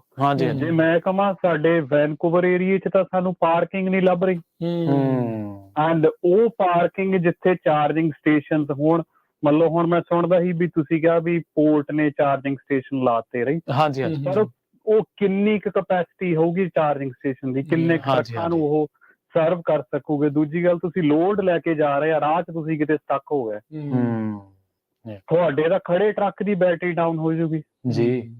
ਬਿਲਕੁਲ ਚੈਲੰਜਸ ਬਹੁਤ ਵੱਡੇ ਜਿਹੜੇ ਚੈਲੰਜਸ ਜਿਹੜੇ ਡੈਫੀਨਿਟਲੀ ਹਨ। ਤੁਸੀਂ ਲੋਡ ਚੱਕਿਆ, ਹੁਣ ਫਰੇਟ ਲਾਈਨਰ ਨੇ ਸਾਨੂੰ ਕਿਹਾ ਸੀਗਾ ਵੀ ਇਹਦੀ ਜਿਹੜੀ ਮੈਕਸਿਮਮ ਵੇਟ ਦੀ ਲਿਮਿਟ ਆ 80,000 ਪਾਉਂਡ ਆ, ਰਾਈਟ ਜੀ। ਸੋ ਉਹਨਾਂ ਨੇ ਕਿਹਾ ਸੀ ਜੇ 80 ਦੀ 85,000 ਹੋਵੇ ਤੁਹਾਡੀ ਵਾਰੰਟੀ ਜਿਹੜੀ ਆ ਵੋਇਡ ਹੋ ਜਾਣੀ ਉਸੇ ਵੇਲੇ, ਅਸੀਂ ਉਹਲੇ ਜ਼ਿੰਮੇਵਾਰ ਨਹੀਂ। ਮੰਨ ਲਓ ਹੁਣ ਲੈਟਸ ਸੇ ਕੰਟੇਨਰ ਆਇਆ ਕੋਈ ਚਾਈਨਾ ਤੋਂ ਆ ਗਿਆ, ਉਹਨਾਂ ਨੇ ਕਿਸੇ ਵੀ ਰੀਜ਼ਨ ਕਰਕੇ ਉਹਦਾ 80,000 ਦੀ ਜਗ੍ਹਾ ਤੇ ਮੰਨ ਲਓ 95,000 ਆ ਗਿਆ ਜਾਂ 1 ਲੱਖ ਪਾਉਂਡ ਆ ਗਿਆ। ਤੁਸੀਂ ਹੁਣ ਲੋਡ ਚੱਕਣ ਗਏ ਆ, ਤੁਸੀਂ ਰਿਫਿਊਜ਼ ਤਾਂ ਕਰਨਾ ਨਹੀਂ, ਤੁਹਾਨੂੰ ਉਹ ਚੱਕਣਾ ਪੈਣਾ। ਤੁਹਾਡੇ ਅੰਦਾਜ਼ੇ ਦੇ ਮੁਤਾਬਕ ਤੁਹਾਡੀ ਕੰਪਨੀ ਕਹਿੰਦੀ ਹੈ ਵੀ ਜੇ 80,000 ਪਾਉਂਡ ਲੋਡ ਆ ਤੇ ਤੁਹਾਡਾ ਟਰੱਕ ਫੋਰ ਐਗਜ਼ਾਮਪਲ ਵੀ 300 ਮਾਈਲ ਚਲਿਆ ਜਾਊਗਾ, ਠੀਕ ਹੈ, ਪਰ ਤੁਹਾਡਾ ਲੋਡ ਜਿਹੜਾ 95,000 ਦਾ ਆ ਗਿਆ, ਇਹਦਾ ਮਤਲਬ ਉਹ 300 ਮਾਈਲਸ ਘਟ ਜਾਣੇ, ਰੇਂਜ ਘਟ ਜਾਣੀ ਆਟੋਮੈਟਿਕਲੀ। ਜਿਹੜੇ ਕਸਟਮਰ ਦੇ ਜਾਣਾ ਆ, ਮੰਨ ਲਓ ਤੁਸੀਂ ਚਾਰਜਿੰਗ ਸਟੇਸ਼ਨ ਪੋਰਟ ਤੇ ਤਾਂ ਲੱਗਾ ਪਰ ਕਸਟਮਰ ਦੇ ਹੈ ਨਹੀਂਗਾ, ਉੱਥੇ ਹੀ ਕਰੋਗੇ, ਉੱਥੇ ਕੀ ਕਰੋਗੇ ਜੀ? ਸਹੀ ਹੈ, ਬਿਲਕੁਲ ਸਹੀ। ਇਹ ਤਾਂ ਸਿਰਫ ਇੱਕ ਜਿਹੜਾ ਦੂਜੀ ਗੱਲ, ਜੇ ਫਾਈਨੈਂਸ਼ੀਅਲੀ ਦੇਖੀਏ ਨਾ ਜੀ, ਜੋ ਅੱਜ ਦੇ ਹਾਲਾਤ ਆ, ਕੰਪਨੀਆਂ ਤਾਂ ਵੈਸੇ ਹੀ ਬੈਂਕਰਪਸੀਜ਼ ਕਰ ਰਹੀਆਂ ਕਿਉਂਕਿ ਉਹ ਸਰਵਾਈਵ ਨਹੀਂ ਕਰ ਰਹੇ। ਤੇ ਜੇ ਇੰਨੇ ਮਹਿੰਗੇ ਇਕਵਿਪਮੈਂਟ ਬਾਏ ਕਰਕੇ ਤੁਸੀਂ ਕਿੱਥੋਂ ਸਰਵਾਈਵ ਕਰੋਗੇ? ਐਂਡ ਆਫ ਦਾ ਡੇ ਗੱਲ ਫੇਰ ਉਹ ਜਾ ਰਹੀ ਆ, ਜੇ ਪਿੱਛੇ ਕਿਹਨਾਂ ਦੇ ਚੋਰ ਦੀ ਮਾਂ ਨੂੰ ਜੇ ਦੇਖੀਏ, ਗੱਲ ਹੈਗੀ ਆ ਨਿਊ ਵਰਲਡ ਆਰਡਰ ਦੀ ਜੀ, ਵੀ ਵੱਡੀਆਂ ਕੰਪਨੀਆਂ ਉਹ ਟੇਕ ਓਵਰ ਕਰ ਲੈਣ, ਕਿਉਂਕਿ ਵੀ ਇਹਨਾਂ ਦਾ ਹੀ ਦਬਦਬਾ ਰਵੇ, ਇਹਨਾਂ ਦੇ ਹਿਸਾਬ ਨਾਲ ਹੀ ਚੱਲਦੇ ਸਭ ਕੁਝ। ਯੈਸ, 40-50 ਕੰਪਨੀਆਂ, 40-50 ਟਰੱਕਾਂ ਵਾਲੀ ਕੰਪਨੀ ਵੀ ਅਫੋਰਡ ਨਹੀਂ ਕਰੂਗੀ ਵੀ ਉਹ ਰਾਈਟ ਵੇ ਜਿਹੜਾ ਆ ਉਹ ਸਵਿਚ ਓਵਰ ਕਰ ਜਾਵੇ। ਬਿਲਕੁਲ ਬਿਲਕੁਲ, ਬਹੁਤ ਜੇ ਓਵਰਆਲ ਦੇਖੀਏ, ਜੇ ਇਹਨਾਂ ਨੂੰ ਪੁੱਛੇ ਵੀ ਤੁਹਾਡਾ ਇਨਫਰਾਸਟ੍ਰਕਚਰ ਕੀ ਆ, ਹਨਾ, ਮੰਨ ਲਓ ਜੇ ਇੰਡੀਆ ਨੂੰ ਅਸੀਂ ਹਰ ਰੋਜ਼ ਮਾੜਾ ਕਹਿੰਦੇ ਆ, ਹਾਂਜੀ, ਪਰ ਤੁਸੀਂ ਉਹਨਾਂ ਦਾ ਜਿਹੜਾ ਰੇਲਵੇ ਨੈਟਵਰਕ ਦੇਖੋ, ਤੁਸੀਂ ਇੱਕ ਪਾਸਿਓਂ ਟ੍ਰੇਨ ਚੜ੍ਹ ਜਾਓ, ਤੁਸੀਂ ਹਰ ਪਾਸੇ ਤੱਕ ਟ੍ਰੇਨ ਦੇ ਵਿੱਚ ਤੁਸੀਂ ਟਰੈਵਲ ਕਰ ਸਕਦੇ ਆ। ਜਿਹੜਾ ਉਹ ਇਨਫਰਾਸਟ੍ਰਕਚਰ ਢੋਆ ਦਾ ਕੰਮ ਵੀ ਰੇਲਵੇ ਦਾ ਕੰਮ ਵੀ ਬਹੁਤ ਆ ਉੱਥੇ, ਉਹਦੇ ਨਾਲ ਤੇ ਨਾਲੇ ਹੈ ਵੀ ਉਹ ਸਾਰਾ ਬਿਜਲੀਕਰਨ ਹੋਇਆ ਉਹਦਾ, ਹਾਂ, ਇਲੈਕਟ੍ਰਿਕ ਜਿਹੜਾ ਉਹਨਾਂ ਦਾ ਜੀ ਜੀ। ਮੋਰ ਓਵਰ ਜੋ ਹਾਲਾਤ, ਇੱਕ ਬੁੱਕ ਆ ਬ੍ਰਾਈਟ ਗ੍ਰੀਨ ਲਾਈਫ ਜੀ, ਜਦੋਂ ਤੁਸੀਂ ਉਹ ਬੁੱਕ ਪੜ੍ਹਦੇ ਆ ਫਿਰ ਤੁਹਾਨੂੰ ਪਤਾ ਲੱਗਦਾ, ਉਹਦੇ ਵਿੱਚ ਹਰ ਚੀਜ਼ ਬਾਰੇ ਦੱਸਿਆ ਗਿਆ ਆ। ਜੀ ਜੀ, ਹਾਈਡਰੋ ਇਲੈਕਟ੍ਰਿਸਿਟੀ ਬਾਰੇ ਵੀ ਦੱਸਿਆ, ਜਿਹੜੀਆਂ ਉਹਦੇ ਵਿੱਚ ਜਦੋਂ ਪਾਣੀ ਇਕੱਠਾ ਹੁੰਦਾ ਆ ਉਹਦੇ ਵਿੱਚੋਂ ਜਿਹੜੀਆਂ ਗੈਸਸ ਪ੍ਰੋਡਿਊਸ ਹੁੰਦੀਆਂ ਉਹਦੇ ਬਾਰੇ ਦੱਸਿਆ ਜੀ। ਸੋਲਰ ਪੈਨਲ, ਜਦੋਂ ਜ਼ਿਆਦਾ ਸੋਲਰ ਪੈਨਲ ਲੱਗੇ ਉਹਦੇ ਨਾਲ ਹੀਟ ਹੋਰ ਵਧਣੀ ਆ। ਜੀ ਜੀ, ਜਦੋਂ ਹੀਟ ਵਧੂਗੀ, ਜਿਵੇਂ ਅੱਗਾਂ ਦਾ ਪਹਿਲਾਂ ਆਲਰੇਡੀ ਕਾਫੀ ਲੱਗਦੀਆਂ, ਹੋਰ ਅੱਗਾਂ ਲੱਗਣਗੀਆਂ। ਜਿਹੜੇ ਪੰਛੀ ਆ, ਮੰਨ ਲਓ ਤੁਸੀਂ ਛੱਤ ਤੇ ਸੋਲਰ ਪੈਨਲ ਲਾਤਾ, ਤੁਹਾਡੀ ਛੱਤ ਤੇ ਪੰਛੀ ਆ ਕੇ ਬਹਿੰਦਾ, ਜਦੋਂ ਸੋਲਰ ਪੈਨਲ ਲੱਗ ਗਿਆ ਉਹਨੇ ਹੀਟ ਜ਼ਿਆਦਾ ਜਨਰੇਟ ਕਰਨੀ, ਉਹ ਪੰਛੀ ਨੂੰ ਵੀ ਨੁਕਸਾਨ ਹੋਣਾ। ਵਿੰਡ ਮਿਲ ਜਿੱਥੇ ਚੱਲਦੀ ਆ, ਕਿਤੇ ਤੁਸੀਂ ਰਿਸਰਚ ਕਰਕੇ ਦੇਖਿਓ, ਜਿੱਥੇ ਵੀ ਵਿੰਡ ਮਿਲ ਚੱਲਦੀ ਆ, ਜਿੰਨੇ ਪੰਛੀ ਆ ਉਹ ਪੰਛੀ ਮਰਦੇ ਆ ਉੱਥੇ। ਜੀ ਜੀ ਜੀ ਜੀ, well thank you Gagan, thank you ਜੀ, ਸ਼ੁਕਰੀਆ ਵੀ ਜੀ ਸਮਾਂ ਦੇਣ ਲਈ, ਬੜੀ ਮਿਹਰਬਾਨੀ, ਥੈਂਕ ਯੂ ਜੀ ਜੀ।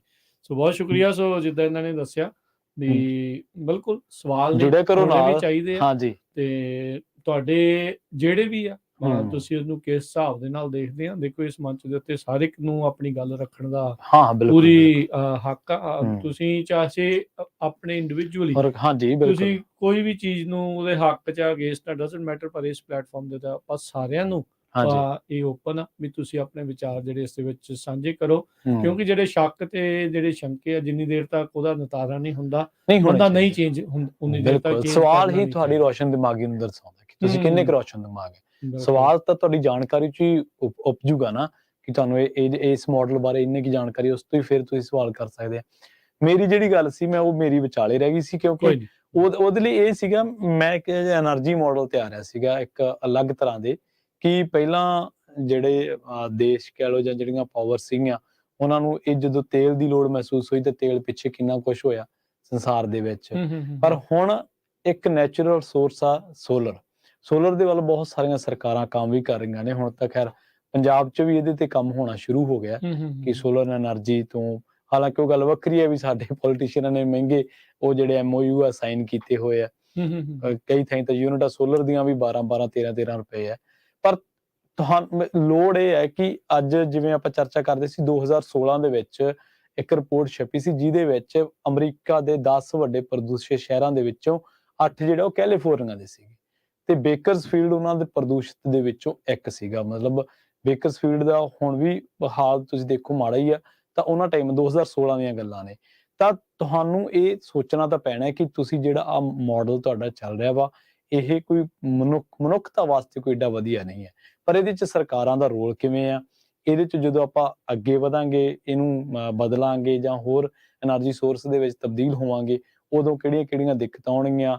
ਇਹਦੇ ਨਾਲ ਹੋਰ ਥਿਊਰੀਜ਼, ਵਰਲਡ ਆਰਡਰ, ਇਹ ਸਾਰਾ ਕੁਝ ਟਰੈਵਲ ਕਰਦਾ ਹੀ ਰਹਿੰਦਾ ਜੀ। ਬਿਲਕੁਲ ਬਿਲਕੁਲ, ਇਹਦੇ ਵਿੱਚ ਕੋਈ ਦੋਲਾਵਾ ਨਹੀਂ। ਸੋ ਇੱਥੇ ਦੀ ਜੇ ਆਪਾਂ ਪ੍ਰਵੀਨ ਗੱਲ ਕਰੀਏ ਵੀ ਇਹ ਜਿਹੜੇ ਸਬਜ਼ ਬਾਗ ਦਿਖਾ ਰਹੇ ਆ ਜਾਂ ਇਹ ਚਰਚਾਵਾਂ ਜਿਹੜੀਆਂ ਚੱਲ ਰਹੇ ਆ, ਹਾਂਜੀ, ਇਸ ਦੇ ਤਹਿਤ ਜਿਹੜੇ ਸਾਡੇ ਕੈਲੀਫੋਰਨੀਆ ਦਾ ਗਵਰਨਰ ਨਿਊਸਮ ਉਹ ਆਖ ਰਹੇ ਆ ਵੀ ਭਾਈ ਕਹਿੰਦੇ ਵੀ ਅਸੀਂ ਪ੍ਰੋਬਲਮ ਤੋਂ ਜਾਣੂ ਆ, ਅੱਛਾ ਵੀ ਜਿਹੜੇ ਚਾਰਜਿੰਗ ਸਟੇਸ਼ਨਸ ਦੀ ਇੱਕ ਵੱਡੀ ਜਿਹੜੀ ਇਸ ਦੇ ਵਿੱਚ ਪ੍ਰੋਬਲਮ ਆ, ਉਹ ਕਹਿੰਦਾ ਵੀ $1.2 ਬਿਲੀਅਨ ਅਸੀਂ ਜਿਹੜੇ ਸਟੇਟ ਦੇ ਪੋਰਟਸ ਤੇ ਜਿਹੜੇ ਫਰੇਟ ਦੇ ਕੋਰੀਡੋਰਸ ਆ, ਜਿੱਥੇ ਸਮਾਨ ਦਾ ਢੋਆ ਢਵਾਈ ਜਿਹੜੀ ਹੁੰਦੀ ਆ, ਉਸ ਦੇ ਉੱਤੇ ਜਿਹੜੇ ਉਹ ਲਾਵਾਂਗੇ।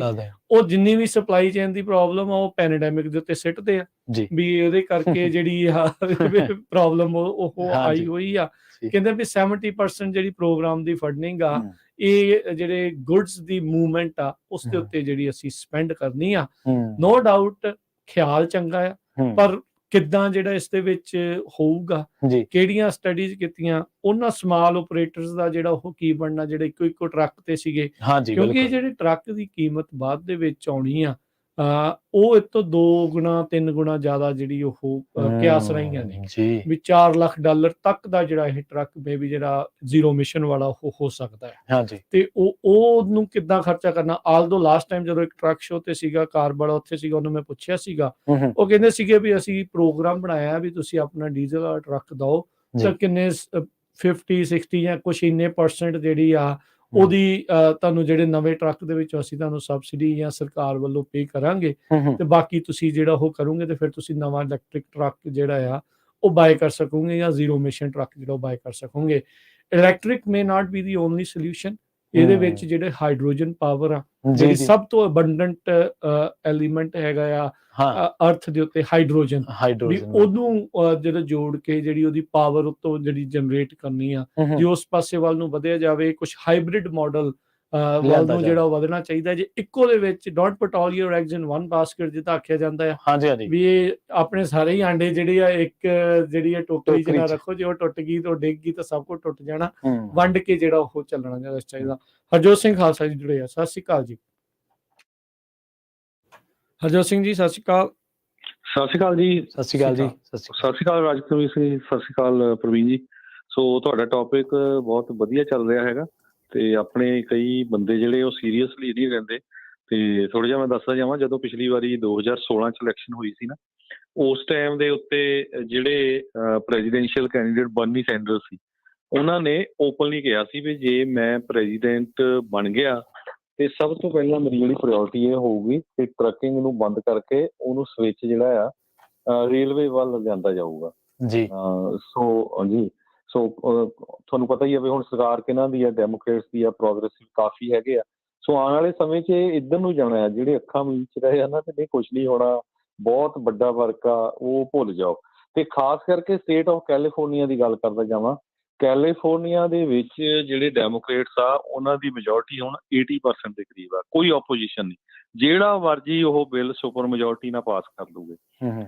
ਸੋ ਇਹ ਤਾਂ ਤੁਸੀਂ ਕਰੇ ਰਹੇ ਆ ਜਿਹੜੀ ਗੱਲ ਹੈਗੀ ਆ ਭਈ ਇਲੈਕਟ੍ਰਿਕ ਟਰੱਕ ਵੱਲ। ਤੇ ਇੱਕ ELD ਦੀ ਵੀ ਜ਼ਰੂਰ ਦੱਸਦੇ ਜਾਓ ਵੀ ਜਿਹੜੀ ਹੁਣ ਇੰਟਰਾ ਸਟੇਟ ਜਿਹੜੀ ਵਿਦਨ ਸਟੇਟ ਦੇ ਵਿੱਚ ਹੀ ਆ ਤੁਹਾਡਾ ਕੈਲੀਫੋਰਨੀਆ ਦੇ ਵਿੱਚ ਜਨਵਰੀ 1 2024 ਤੋਂ ELD ਰਿਕੁਆਇਰਡ ਹੋਣੀ ਆ ਟਰੱਕਾਂ ਦੇ ਲਈ। ਇਹ ਵੀ ਜਿਹੜੀ ਆ ਹੁਣ ਪਿਛਲੇ 2 ਦਿਨਾਂ ਤੋਂ ਨਿਊਜ਼ ਬਾਹਰ ਆਈ ਹੈਗੀ ਆ। ਪਹਿਲਾਂ ਤਾਂ ਸਿਰਫ ਤੁਸੀਂ ਲੌਂਗ ਤੇ ਜਾਂਦੇ ਸੀ ਤਾਂ ਆ, ਹੁਣ ਵਿਦਨ ਕੈਲੀਫੋਰਨੀਆ ਦੇ ਵਿੱਚ ਵੀ ਜਿਹੜੀ ELD ਆ ਉਹ ਰਿਕੁਆਇਰਡ ਹੋਊਗੀ।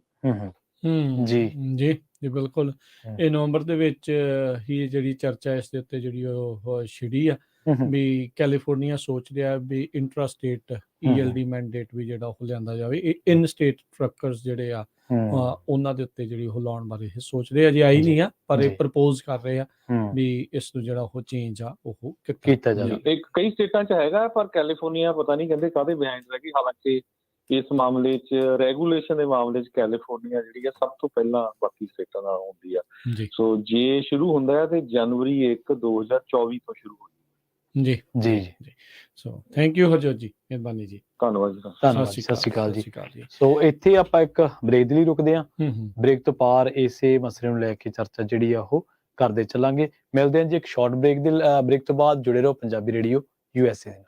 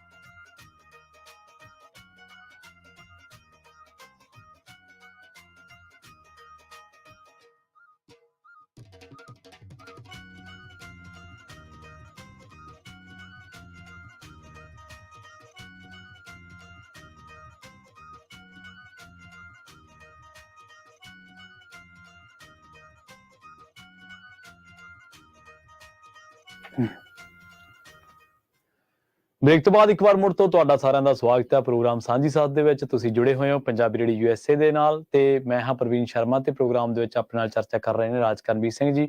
ਬ੍ਰੇਕ ਤੋਂ ਬਾਅਦ ਇੱਕ ਵਾਰ ਮੁੜ ਤੋਂ ਤੁਹਾਡਾ ਵੀ ਸਵਾਗਤ ਹੈ ਰਾਜਕਰਨਵੀਰ ਸਿੰਘ ਜੀ। ਸਤਿ ਸ਼੍ਰੀ ਅਕਾਲ। ਸਤਿ ਸ਼੍ਰੀ ਅਕਾਲ ਪ੍ਰਵੀਨ ਜੀ। ਪੰਜਾਬੀ ਰੇਡੀਓ USA ਸੁਣ ਰਹੇ ਦੇਖ ਰਹੇ ਸਾਰੇ ਹੀ ਦਰਸ਼ਕਾਂ ਨੂੰ ਵੀ ਸਰੋਤਿਆਂ ਨੂੰ ਵੀ ਪਿਆਰ ਭਰੀ ਸਤਿ ਸ਼੍ਰੀ ਅਕਾਲ। ਸੋ ਬ੍ਰੇਕ ਤੇ ਜਾਣ ਤੋਂ ਪਹਿਲਾਂ ਮਾਫ ਕਰਨਾ, ਬ੍ਰੇਕ ਤੇ ਜਾਣ ਤੋਂ ਪਹਿਲਾਂ ਆਪਾਂ ਚਰਚਾ ਰਾਜਕਰਨਵੀਰ ਸਿੰਘ ਜੀ ਇਹ ਕੀਤੀ ਸੀਗੀ ਕਿ ਸੋਰਸ ਆਫ ਐਨਰਜੀ ਦਾ ਜਦੋਂ ਤੁਸੀਂ ਮਾਡਲ ਬਦਲਦੇ ਆ ਤਾਂ ਤੁਹਾਨੂੰ ਇਨਫਰਾਸਟ੍ਰਕਚਰ ਨਾਲ ਉਹਦੀਆਂ ਜਿਹੜੀਆਂ ਚੁਣੌਤੀਆਂ ਉਹਨਾਂ ਦੇ ਨਾਲ ਸਿੱਝਣਾ ਪੈਂਦਾ ਹੈ।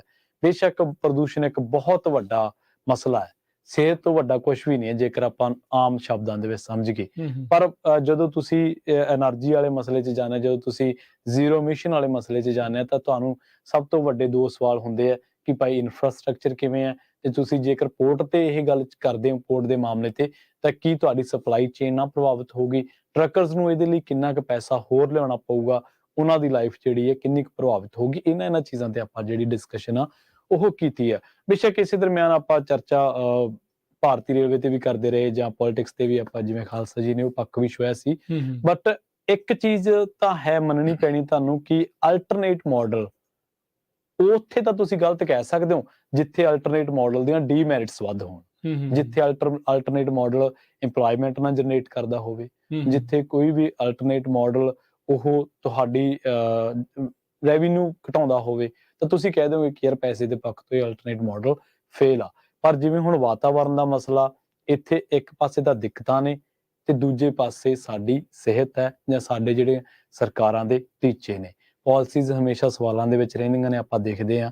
ਪਰ ਇਹਨੂੰ ਲੈ ਕੇ ਸਭ ਤੋਂ ਵੱਡਾ ਸਵਾਲ ਤਾਂ ਇਹੀ ਹੈ ਕਿ ਕੀ ਸਾਡੇ ਟਰੱਕਰਸ ਭਰਾ ਇਸ ਚੀਜ਼ ਨੂੰ ਈਜ਼ੀਲੀ ਆਸਾਨ ਤਰੀਕੇ ਨਾਲ ਇਹਦੇ ਹੈਬਚੁਅਲ ਇਹਦੇ ਆਦੀ ਹੋ ਜਾਣਗੇ।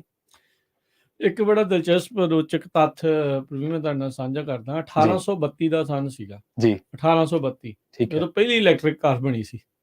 ਕਿਆ ਬਾਤ। 1832 ਸੰਨ ਦੇ ਵਿੱਚ ਇਲੈਕਟ੍ਰਿਕ ਕਾਰ ਦੀ ਜਿਹੜੀ ਇਨਵੈਂਸ਼ਨ ਹੋ ਚੁੱਕੀ ਸੀ, ਉਹਨਾਂ ਨੇ ਬਣਾ ਲਈ ਸੀਗੀ। ਪਰ ਬਾਅਦ ਦੇ ਵਿੱਚ ਆਪਾਂ ਜਦੋਂ ਤੁਸੀਂ ਵਿੱਚ ਸ਼ੋਇਆ ਵੀ ਜਦੋਂ ਤੇਲ ਦੇ ਬਾਰੇ ਪਤਾ ਲੱਗਾ ਤੇ ਉਹਦੇ ਤੇ ਵੀ ਇਹ ਬਹੁਤ ਵਧੀਆ ਆ, ਸੋਹਣਾ ਆ, ਬੜੀ ਵਧੀਆ ਚੀਜ਼ ਆ, ਉਹਨੇ ਸਾਰੀ ਜਿਹੜੀ ਪੂਰੀ ਦੁਨੀਆ ਦਾ ਹੀ ਆਰਡਰ ਚੇਂਜ ਕਰਤਾ। ਉਹ ਸਾਰਾ ਕੁਝ ਚੇਂਜ ਹੋ ਗਿਆ। ਹੁਣ ਦੁਬਾਰਾ ਜਿਹੜੀ ਮੁੜ ਵਾਪਸੀ ਜਿਹੜੀ ਇਲੈਕਟ੍ਰਿਕ ਕਿੰਨੇ ਚਿਰ ਬਾਅਦ 1832 ਦੇ ਵਿੱਚ ਪਹਿਲੀ ਜਿਹੜੇ ਕਹਿੰਦੇ ਵੀ ਇੱਕ ਮਾੜਾ ਜਿਹਾ ਚੱਲਦਾ ਜਿਹਾ ਕਹਿ ਲਓ ਵੀ ਉਹ ਬਣਾਇਆ ਸੀਗਾ। 1884 ਦੇ ਵਿੱਚ ਇੱਕ ਗੁੱਡ ਜਿਹੜੀ ਇਲੈਕਟ੍ਰਿਕ ਕਾਰ ਜਿਹੜੀ ਉਸ ਜ਼ਮਾਨੇ ਦੇ ਹਿਸਾਬ ਦੇ ਨਾਲ ਆ ਉਹ ਜਿਹੜੀ ਉਹ ਬਣੀ ਸੀਗੀ। ਰੇਂਜ ਦੀ ਆਬਵੀਅਸਲੀ ਪ੍ਰੋਬਲਮ ਸੀਗੀ, ਇਸ ਰੇਂਜ ਦੇ ਮਸਲੇ ਨੂੰ ਹੱਲ ਜਿਹੜਾ ਤੇਲ ਨੇ ਜਿਹੜਾ ਉਹ ਕਰਤਾ ਸੀਗਾ।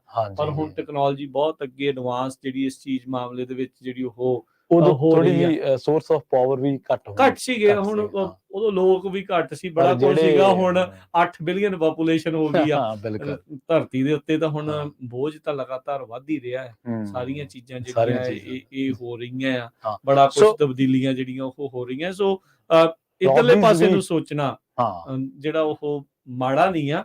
ਉਹ ਕਿਹਾ ਵੀ ਕਿਤੇ ਨਾ ਕਿਤੇ ਹਾਈਬ੍ਰਿਡ ਮਾਡਲ ਦੀ ਇੱਥੇ ਜਿਹੜੀ ਮੈਨੂੰ ਲੱਗਦਾ ਵੀ ਜ਼ਰੂਰਤ ਰਹੇਗੀ। ਜਿੱਦਾਂ ਜਿਹੜੀ ਇੱਕ ਪ੍ਰੀਅਸ ਕਾਰ ਸੀ ਇੱਥੇ ਜਦੋਂ ਆਈ, ਉਹਨੇ ਪੂਰੀ ਦੁਨੀਆ ਦੇ ਵਿੱਚ ਅਮਰੀਕਾ ਦੇ ਵਿੱਚ ਹਲਚਲ ਜਿਹੜੀ ਉਹ ਕਰ ਦਿੱਤੀ। ਇੱਕ ਤਾਂ ਉਹਦੀ ਮਾਈਲੇਜ ਵਧੀਆ ਸੀਗੀ, ਹਾਈਬ੍ਰਿਡ ਮਾਡਲ ਸੀਗਾ, ਵੀ ਇਲੈਕਟ੍ਰਿਕ ਵੀ ਸੀਗੀ ਤੇ ਗੈਸ ਦੇ ਨਾਲ ਵੀ ਜਿਹੜੀ ਉਹ ਚੱਲਦੀ ਸੀਗੀ। ਪਰ ਕਈ ਵਾਰੀ ਤਰਕ ਜਿਹੜਾ ਦਿੱਤਾ ਜਾਂਦਾ ਵੀ ਬਾਅਦ ਚ ਜਦੋਂ ਇਹਦਾ ਤੇਲ ਮੁੱਕਿਆ, ਜਦੋਂ ਇਹਦੀ ਰੇਂਜ ਮੁੱਕੀ ਤਾਂ ਫਿਰ ਡੀਜ਼ਲ ਜਿਹੜਾ ਜਨਰੇਟਰ ਦੇ ਨਾਲ ਉਹਨੂੰ ਚਾਰਜ ਜਿਹੜਾ ਉਹ ਕਰਨਾ ਪੈਣਾ। ਰਾਈਟ ਨਾਓ ਤੇ ਏਦਾਂ ਹੀ ਆ, ਮੇ ਵੀ ਆਉਣ ਵਾਲੇ ਸਮੇਂ 'ਚ ਥੋੜਾ ਚੇਂਜ ਹੋ ਜੂ ਵੀ ਕਿੱਦਾਂ ਹੋਊਗਾ। ਪਰ ਇਹ ਆ ਵੀ ਉਹ ਜਿਹੜਾ ਟ੍ਰਾਂਜੀਸ਼ਨ ਦਾ ਦੌਰ ਆ, ਉਸੇ ਤੋਂ ਜਿਹੜੇ ਕਿਤੇ ਨਾ ਕਿਤੇ ਲੋਕਾਂ ਦੇ ਵਿੱਚ ਡਰ ਵੀ ਹੁੰਦਾ ਆ ਵੀ ਇਹ ਚੀਜ਼ ਆਪਾਂ ਨੂੰ ਜਿਹੜੀ ਉਹ ਨਹੀਂ ਚਾਹੀਦੀ, ਇਹ ਏਦਾਂ ਠੀਕ ਨਹੀਂ, ਜਿੱਦਾਂ ਚੱਲ ਰਿਹਾ ਉਹੀ ਜਿਹੜਾ ਉਹ ਬਿਹਤਰ ਹੈਗਾ ਆ। ਦੂਜੇ ਪਾਸੇ ਵਾਲੇ ਉਹ ਤਰਕ ਦਿੰਦੇ ਆ ਵੀ ਨਹੀਂ ਤੁਸੀਂ ਇਹ ਚੀਜ਼ ਨੂੰ ਦੇਖਿਆ ਨਹੀਂ, ਇੱਕ ਵਾਰੀ ਦੇਖੋ ਤੁਸੀਂ, ਅਜਮਾਓ ਤਾਂ ਸਹੀ, ਫਿਰ ਤੁਹਾਨੂੰ ਪਸੰਦ ਆਊਗਾ, ਵਧੀਆ ਆ, ਏਦਾਂ ਆ। ਸੋ ਇਹ ਦੋਨੋਂ ਪਾਸੇ ਬੈਕ ਐਂਡ ਫੋਰਥ ਜਿਹੜਾ ਉਹ ਚੱਲਦਾ ਜਿਹੜਾ ਉਹ ਰਹਿਣਾ ਆ। ਹੁਣ ਤੁਸੀਂ ਦੇਖੋ ਵੀ ਜਿੰਨੀਆਂ ਵੀ ਵੱਡੀਆਂ ਕੰਪਨੀਆਂ ਆਟੋਮੋਬਾਈਲ ਮੇਕਰਸ ਹੈਗੇ ਆ, ਹਾਂਜੀ ਉਹਨਾਂ ਸਾਰਿਆਂ ਨੇ ਵੱਡੇ ਬਿਲੀਅਨਸ ਆਫ ਡਾਲਰਸ ਖਰਚ ਕੇ ਇਸ ਵਾਲੇ ਪਾਸੇ ਡਿਵੀਜ਼ਨਸ ਜਿਹੜੀਆਂ ਆਪਣੀਆਂ ਚਲਾਈਆਂ ਆ। ਆਡੀ ਵਰਗੀਆਂ ਕੰਪਨੀਆਂ, ਫੋਰਡ, ਜਨਰਲ ਮੋਟਰ, ਹੋਰ ਹਰ ਇੱਕ ਤਰ੍ਹਾਂ ਦੀ ਜਿਹੜੀ ਗੱਡੀਆਂ ਬਣਾਉਣ ਵਾਲੀ ਆ, ਹਾਂਜੀ ਉਹ ਕਹਿ ਰਹੇ ਆ ਵੀ ਇੰਨੇ ਸਾਲ ਤੋਂ ਬਾਅਦ ਦੇ ਵਿੱਚ ਅਸੀਂ ਵੀ ਜਿਹੜੀਆਂ ਗੈਸ ਵਾਲੀਆਂ ਗੱਡੀਆਂ ਬਣਾਉਣੀਆਂ ਬੰਦ ਕਰ ਦੇਣੀਆਂ, ਇਹੀ ਇਲੈਕਟ੍ਰਿਕ ਦੇ ਉੱਤੇ ਕਰਨਾ ਆ। ਫੋਰਡ ਨੇ ਬਿਲੀਅਨਸ ਆਫ ਡਾਲਰ ਇਨਵੈਸਟ ਕੀਤਾ ਆ। ਸਭ ਤੋਂ ਪਹਿਲਾਂ ਉਹਨਾਂ ਨੇ ਆਪਣਾ ਇਲੈਕਟ੍ਰਿਕ ਟਰੱਕ ਜਿਹੜਾ ਆ ਉਹ ਜਿਹੜਾ ਤਿਆਰ ਕੀਤਾ, F-150 ਜਿਹੜਾ ਉਹਨਾਂ ਨੇ ਬਣਾਇਆ ਆ, ਉਹ ਮਾਰਕੀਟ ਨੂੰ ਕੈਪਚਰ ਕਰਨ ਦੀ ਇਸ ਟਾਈਮ ਦੌੜ ਲੱਗੀ ਦੌੜ ਆ, ਬਿਲਕੁਲ ਹੁਣ ਦੌੜ ਲੱਗੀ ਹੈ। ਇਹ ਚੇਂਜ ਤਾਂ ਆ ਰਿਹਾ ਆ, ਹਾਂਜੀ ਇਹ ਚੇਂਜ ਤਾਂ ਆ ਰਿਹਾ ਆ। ਇਲੈਕਟ੍ਰਿਕ ਗੱਡੀਆਂ ਦੀ ਗਗਨ ਉਹਨਾਂ ਦੀ ਉਹ ਗੱਲ ਠੀਕ ਸੀਗੀ ਵੀ ਗੱਡੀਆਂ ਨੂੰ ਤਾਂ ਘਰੇ ਤੁਸੀਂ ਚਾਰਜ ਕਰ ਸਕਦੇ ਆ, ਹਾਂਜੀ, ਟਰੱਕਾਂ ਵਾਲਿਆਂ ਦੇ ਲਈ ਜਿਹੜੀ ਇਹ ਮੁਸ਼ਕਿਲ ਆ ਵੀ ਅਸੀਂ ਕਿੱਥੇ ਚਾਰਜ ਕਰਾਂਗੇ। ਹੁਣ ਤਾਂ ਮੈਂ ਜਦੋਂ ਕਿਤੇ ਰਾਤ ਨੂੰ ਟਰੈਵਲ ਕਰੋ, ਹਾਂਜੀ ਕਈ ਵਾਰੀ ਜਿਹੜੇ ਟਰੱਕਰਸ ਆ ਉਹ ਰੋਡ ਸਾਈਡ ਤੇ ਜਾਂ ਵਿੱਚੋਂ ਕੱਢ ਕੇ ਕਿਤੇ ਵੀ ਖੜ ਕੇ ਔਨ ਕਰਕੇ ਤਾਂ ਉਹਨੂੰ ਰੀਫਰ ਵੀ ਚੱਲਦਾ ਰੱਖਣਾ ਆ, ਟਰੱਕ ਵੀ ਔਨ ਰੱਖਣਾ, ਠੰਡ ਹੁੰਦੀ, ਗਰਮੀ ਹੁੰਦੀ, ਕੁਛ ਵੀ ਹੁੰਦਾ ਆ, ਉਹ ਸਾਰਾ ਕੁਝ ਚੱਲਦਾ ਰੱਖਣਾ ਆ। ਜੀ ਜੀ, ਉਹ ਤਾਂ ਡੀਜ਼ਲ ਪਾ ਕੇ ਤੇ ਉਹ ਚਲਾਈ ਜਾਂਦੇ, ਚੱਲੀ ਜਾਂਦਾ ਆ। ਜਦੋਂ ਮੁੱਕਿਆ ਉੱਤੋਂ ਦੀ ਟੌਪ ਆਫ ਕਰਤਾ ਤੇ ਉਹ ਚੱਲਦਾ ਰਹਿੰਦਾ ਆ। ਹਾਂਜੀ ਇਲੈਕਟ੍ਰਿਕ ਦੇ ਵਿੱਚ ਇਹ ਬੜੀਆਂ ਮੁਸ਼ਕਿਲਾਂ ਜਿਹੜੀਆਂ ਉਹ ਆਉਣੀਆਂ, ਇਹ ਚੁਣੌਤੀਆਂ ਬੜੀਆਂ ਆ ਵੀ ਭਾਈ ਜਦੋਂ ਕਿਤੇ ਕੋਈ ਫਸ ਗਿਆ, ਜਦੋਂ ਕਿਤੇ ਉੱਥੇ ਕੀ ਆ, ਉੱਥੋਂ ਉਹਨੂੰ ਕਿੱਦਾਂ, ਇਹਨੂੰ ਚੱਲਦਾ ਕਿੱਦਾਂ ਰੱਖਣਾ, ਇਹਦੇ ਵਿੱਚ ਕੀ ਜਿਹੜਾ ਇਸ ਦੇ ਵਿੱਚ ਰੀਜਨਰੇਟਿਵ ਐਨਰਜੀ ਕਿੱਦਾਂ ਆਊਗੀ ਜਾਂ ਹੋਰ ਕਈ ਕੁਛ ਆਊਗਾ। ਸ਼ੁਰੂਆਤ 'ਚ ਗੱਲਾਂ ਸੋਹਣੀਆਂ ਪੂਰੀ ਨਹੀਂ ਹੋ ਰਹੀ ਤੇ ਦੂਜੇ ਪਾਸੇ ਕਿਵੇਂ ਪੂਰੀ ਕਰੋਗੇ। ਸੋ ਇਹ ਇੱਕ ਵੱਡੀ ਜਿਹੜੀ ਚੁਣੌਤੀ, ਕੱਲਾ ਇਹ ਤਾਂ ਸਿਰਫ ਆਪਾਂ ਬਿਜਲੀ ਦੇ ਪੱਖ ਤੋਂ ਪ੍ਰਵੀਨ ਜਿਹੜਾ ਉਹ ਦੇਖ ਰਹੇ ਆ, ਬਹੁਤ ਲੋਕਾਂ ਦੇ ਲਈ ਆਰਥਿਕ ਤੌਰ ਦੇ ਉੱਤੇ ਬੜੀ ਵੱਡੀ ਜਿਹੜੀ ਉਹ ਚੇਂਜ ਆ।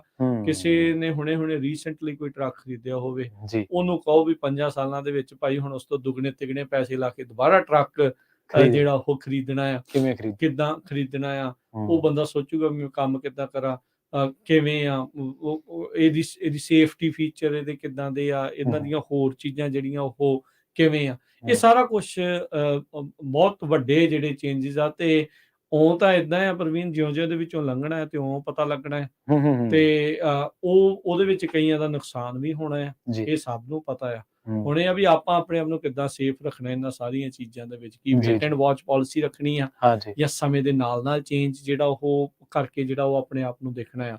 ਹੁਣ ਸਭ ਤੋਂ ਵੱਡਾ ਸ਼ਸ਼ੋਪਨ ਜਿਹੜਾ ਮੈਂ ਦੇਖਦਾ ਆ ਵੀ ਉਹ ਕੀ ਆ, ਜਿਹੜੇ ਟਰੱਕ ਮੇਕਰਸ ਆ ਉਹ ਬਹੁਤੇ ਇਲੈਕਟ੍ਰਿਕ ਟਰੱਕ ਇਸ ਲਈ ਨਹੀਂ ਬਣਾ ਰਹੇ, ਉਹ ਇਹ ਕਹਿੰਦੇ ਆ ਵੀ ਯਾਰ ਚਾਰਜਿੰਗ ਸਟੇਸ਼ਨ ਨਹੀਂ ਹੈਗੇ। ਜਿਹੜੇ ਚਾਰਜਿੰਗ ਸਟੇਸ਼ਨ ਵਾਲੇ ਢਾਂਚੇ ਵਾਲੇ ਆ, ਉਹ ਕਹਿੰਦੇ ਅਸੀਂ ਕਿਹਦੇ ਲਈ ਬਣਾਈਏ, ਟਰੱਕ ਨਹੀਂ ਹੈਗੇ।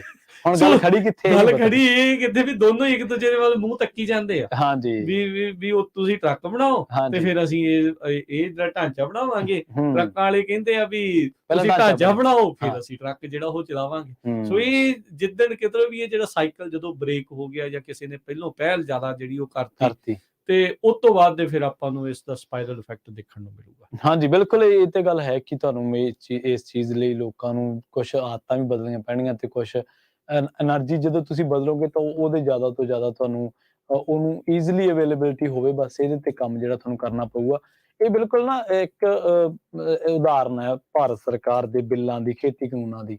ਜਿਹੜੇ ਪ੍ਰੋ ਗਵਰਨਮੈਂਟ ਸੀਗੇ ਲੋਕ, ਉਹ ਕਹਿੰਦੇ ਸੀ ਯਾਰ ਕਿਸਾਨ ਕੋਲ ਤਾਂ ਮੌਕਾ ਵਾ ਕਿ ਭਾਈ ਉਹ ਤਾਂ ਖੁੱਲੀ ਮੰਡੀ ਚ ਆਪਦੀ ਜਿਣਸ ਵੇਚ ਲੂਗਾ ਤੇ ਇਹ ਤਾਂ ਸਰਕਾਰ ਨੇ ਸਗੋਂ ਚੰਗਾ ਕੀਤਾ। ਦੂਜੇ ਪਾਸੇ ਜਿਹੜਾ ਕਿਸਾਨ ਸੀਗਾ ਉਹ ਕਹਿੰਦਾ ਯਾਰ ਖੁੱਲੀ ਮੰਡੀ ਚ ਕਿਹਨੇ ਪੁੱਛੀ, ਸਰਕਾਰ ਮੈਥੋਂ ਤਾਂ ਜਿਹੜੀ ਸਰਕਾਰੀ ਮੰਡੀ ਚ ਉੱਥੇ ਨਹੀਂ ਕੋਈ ਪੁੱਛਦਾ, ਜਦੋਂ ਮੰਡੀਆਂ ਜਾੜੀਆਂ ਤਾਂ ਮੈਂ ਹੀ ਕਰੂੰਗਾ। ਇਹ ਬਿਲਕੁਲ ਉਸੇ ਤਰ੍ਹਾਂ ਹੀ ਹੈ। ਬੇਸ਼ੱਕ ਇਹਦੇ ਤੇ ਤੁਸੀਂ ਡਿਬੇਟ ਜਿੰਨੀ ਮਰਜ਼ੀ ਕਰ ਲਓ, ਜੋ ਕਰ ਲਓ, ਪਰ ਜਦੋਂ ਜਿੰਨਾ ਚਿਰ ਤੁਹਾਡੇ ਕੋਲੇ ਬੇਸਿਕ ਇਨਫਰਾਸਟਰਕਚਰ ਜਿਹੜਾ ਕਿ ਹਰ ਥਾਂ ਤੇ ਅਵੇਲੇਬਲ ਹੋਣਾ ਚਾਹੀਦਾ, ਘੱਟੋ ਘੱਟ ਜਿਵੇਂ ਤੁਸੀਂ ਦੱਸਿਆ ਕਿ ਟਰੱਕਰ ਦੀਆਂ ਕੀ ਦਿੱਕਤਾਂ ਨੇ, ਉਹਨੇ ਰੀਫਰ ਵੀ ਚੱਲਦਾ ਰੱਖਣਾ ਆ, ਟਰੱਕ ਵੀ ਜੇ ਕਿਤੇ ਉਹ ਸਟਕ ਹੋ ਗਿਆ ਤੇ ਉਹਦਾ ਚੱਲਦਾ ਹੀ ਰਹਿਣਾ ਆ, ਉਹਦੇ ਲਈ ਤਾਂ ਇਹ ਬਹੁਤ ਵੱਡੀਆਂ। ਤੇ ਫਾਈਨਾਂਸ ਤਾਂ ਸਭ ਤੋਂ ਵੱਡੀ ਚੀਜ਼ ਹੈ। ਫਾਈਨਾਂਸ ਨੂੰ ਤੁਸੀਂ ਕਿਸੇ ਵੀ ਮਸਲੇ 'ਚ ਜਦੋਂ ਤੁਸੀਂ ਚਰਚਾ ਕਰੋਗੇ ਤਾਂ ਉਹਨੂੰ ਦਰਕਿਨਾਰ ਨਹੀਂ ਕਰ ਸਕਦੇ, ਕਿਉਂਕਿ ਕੈਪੀਟਲਿਸਟ ਮੁਲਕ ਹੈ, ਜਿਵੇਂ ਤੁਸੀਂ ਕਹਿੰਦੇ ਗੱਲ ਫਾਈਨਾਂਸ ਦੀ ਅੜਕਣੀ ਆ। ਹਾਂ, ਉੱਥੇ ਹੀ ਇਟ ਸਟਾਪਸ ਐਟ ਬਕ। ਹਾਂਜੀ, ਪੈਸੇ ਤੇ ਜਿਹੜੀ ਗੱਲ ਆ ਕੇ ਰੁਕਦੀ ਆ। ਹਾਂਜੀ, ਅਜੇ ਹਾਲ ਦੀ ਘੜੀ ਤਾਂ ਜਿਹੜੇ ਜ਼ੀਰੋ ਇਮਿਸ਼ਨ ਵਹੀਕਲ ਆ, ਜਿਹੜੇ ਖਾਸ ਕਰ ਜੇ ਆਪਾਂ ਇਲੈਕਟ੍ਰਿਕ ਦੀ ਗੱਲ ਕਰਦੇ ਆ, ਲੌਂਗ ਰੂਟ ਦੇ ਉੱਤੇ ਚੱਲਣ ਦੇ ਬਹੁਤੇ ਕੇਪੇਬਲ ਨਹੀਂ ਆ, ਕਿਉਂਕਿ ਰੇਂਜ ਬਹੁਤ ਲਿਮਿਟਡ ਆ। ਵੀ ਕਿੱਦਾਂ ਆ, ਭਾਰ ਵੀ ਇਹਨਾਂ ਟਰੱਕਾਂ ਦਾ ਵੱਧ ਹੋਣਾ ਕਿਉਂਕਿ ਬੈਟਰੀਆਂ ਹੋਣੀਆਂ, ਬੈਟਰੀਆਂ ਦਾ ਭਾਰ ਜਿਹੜਾ ਆਟੋਮੈਟਿਕਲੀ ਓਬਵੀਅਸਲੀ ਵੱਧ ਜਿਹੜਾ ਉਹ ਹੋਊਗਾ। ਸੋ ਇਹ ਹੁਣ ਦੇਖਣਾ ਆ ਵੀ ਕਿੱਦਾਂ ਇਹ ਸਾਰੀਆਂ ਚੀਜ਼ਾਂ ਜਿਹੜੀਆਂ ਉਹ ਹੋਣਗੀਆਂ। ਬਟ ਚੇਂਜ ਵੱਲ ਨੂੰ ਜਿਹੜੀ ਟਰੱਕਿੰਗ ਆ ਵੱਧ ਰਹੀ ਹੈ। ਕੈਲੀਫੋਰਨੀਆ ਵਿੱਚ ਤਾਂ ਡੈਫੀਨੇਟਲੀ ਤੇਜ਼ੀ ਦੇ ਨਾਲ ਹਾਂਜੀ ਚੇਂਜ ਵੱਲ ਨੂੰ ਬਿਲਕੁਲ। ਜਿਹੜਾ ਆਪਾਂ ਕਾਰਾਂ ਤੇ ਵੀ ਸ਼ੋਅ ਕੀਤਾ ਸੀ, ਜਿਹੜਾ ਇਹਨਾਂ ਨੇ Yeah. ਕਾਰਾਂ ਦਾ ਟੀਚਾ ਰੱਖਿਆ, ਉਹਦੇ ਵਿੱਚ ਵੀ ਇਹੀ ਗੱਲ ਸੀਗੀ ਕਿ ਕਾਰ ਠੀਕ ਹੈ, ਜਦੋਂ ਜਿਹੜਾ ਬੰਦਾ ਵਰਕਿੰਗ ਕਲਾਸ ਹੈ, ਜਦੋਂ ਇਹ ਦੂਜੀਆਂ ਕਾਰਾਂ ਵੱਲ ਜਾਊਗਾ ਤੇ ਇਹਨੂੰ ਫਾਈਨੈਂਸ਼ੀਅਲੀ ਬਹੁਤ ਜ਼ਿਆਦਾ ਪੈਸੇ ਇਨਵੈਸਟ ਕਰਨਾ ਪੈਣਾ, ਲਿਆਉਣਾ ਪੈਣਾ, ਫਾਈਨਾਂਸ ਕਰਨਾ ਪੈਣਾ ਇਹਦੇ 'ਚ। ਨਹੀਂ ਬਿਲਕੁਲ ਬਿਲਕੁਲ। ਸੋ ਸਮਾਂ ਹੁਣ ਆਪਣੇ ਪ੍ਰੋਗਰਾਮ ਦਾ ਇੱਥੇ ਸਮਾਪਤ ਆ ਜੀ। ਇਦਾਂ ਦੀਆਂ ਗੱਲਾਂ ਬਾਤਾਂ, ਇਦਾਂ ਦੇ ਇਸ਼ੂਜ਼ ਦੇ ਉੱਤੇ ਆਪਾਂ ਚਰਚਾ ਜਿਹੜੀ ਉਹ ਕਰਦੇ ਰਹਿੰਦੇ ਆ, ਤੇ ਤੁਸੀਂ ਵੀ ਜਿਹੜਾ ਉਹ ਯੋਗਦਾਨ ਪਾਉਂਦੇ ਹੋ, ਹਿੱਸਾ ਪਾਉਂਦੇ ਹੋ, ਉਸ ਦੇ ਲਈ ਤੁਹਾਡਾ ਸਾਰਿਆਂ ਦਾ ਹੀ ਧੰਨਵਾਦ ਆ। ਬਹੁਤ ਧੰਨਵਾਦ। ਤੇ ਮਿਲਾਂਗੇ ਅਗਲੀ ਵਾਰ, ਉਦੋਂ ਤੱਕ ਲਈ ਮੇਰੇ ਰਾਜਕੁਮਾਰ ਸਿੰਘ ਵੱਲੋਂ ਤੇ ਪ੍ਰਵੀਨ ਸ਼ਰਮਾ ਵੱਲੋਂ ਸਭ ਨੂੰ ਪਿਆਰ ਭਰੀ ਸਤਿ ਸ਼੍ਰੀ ਅਕਾਲ। ਸੁਣਦੇ ਰਹੋ, ਦੇਖਦੇ ਰਹੋ ਪੰਜਾਬੀ ਰੇਡੀਓ USA।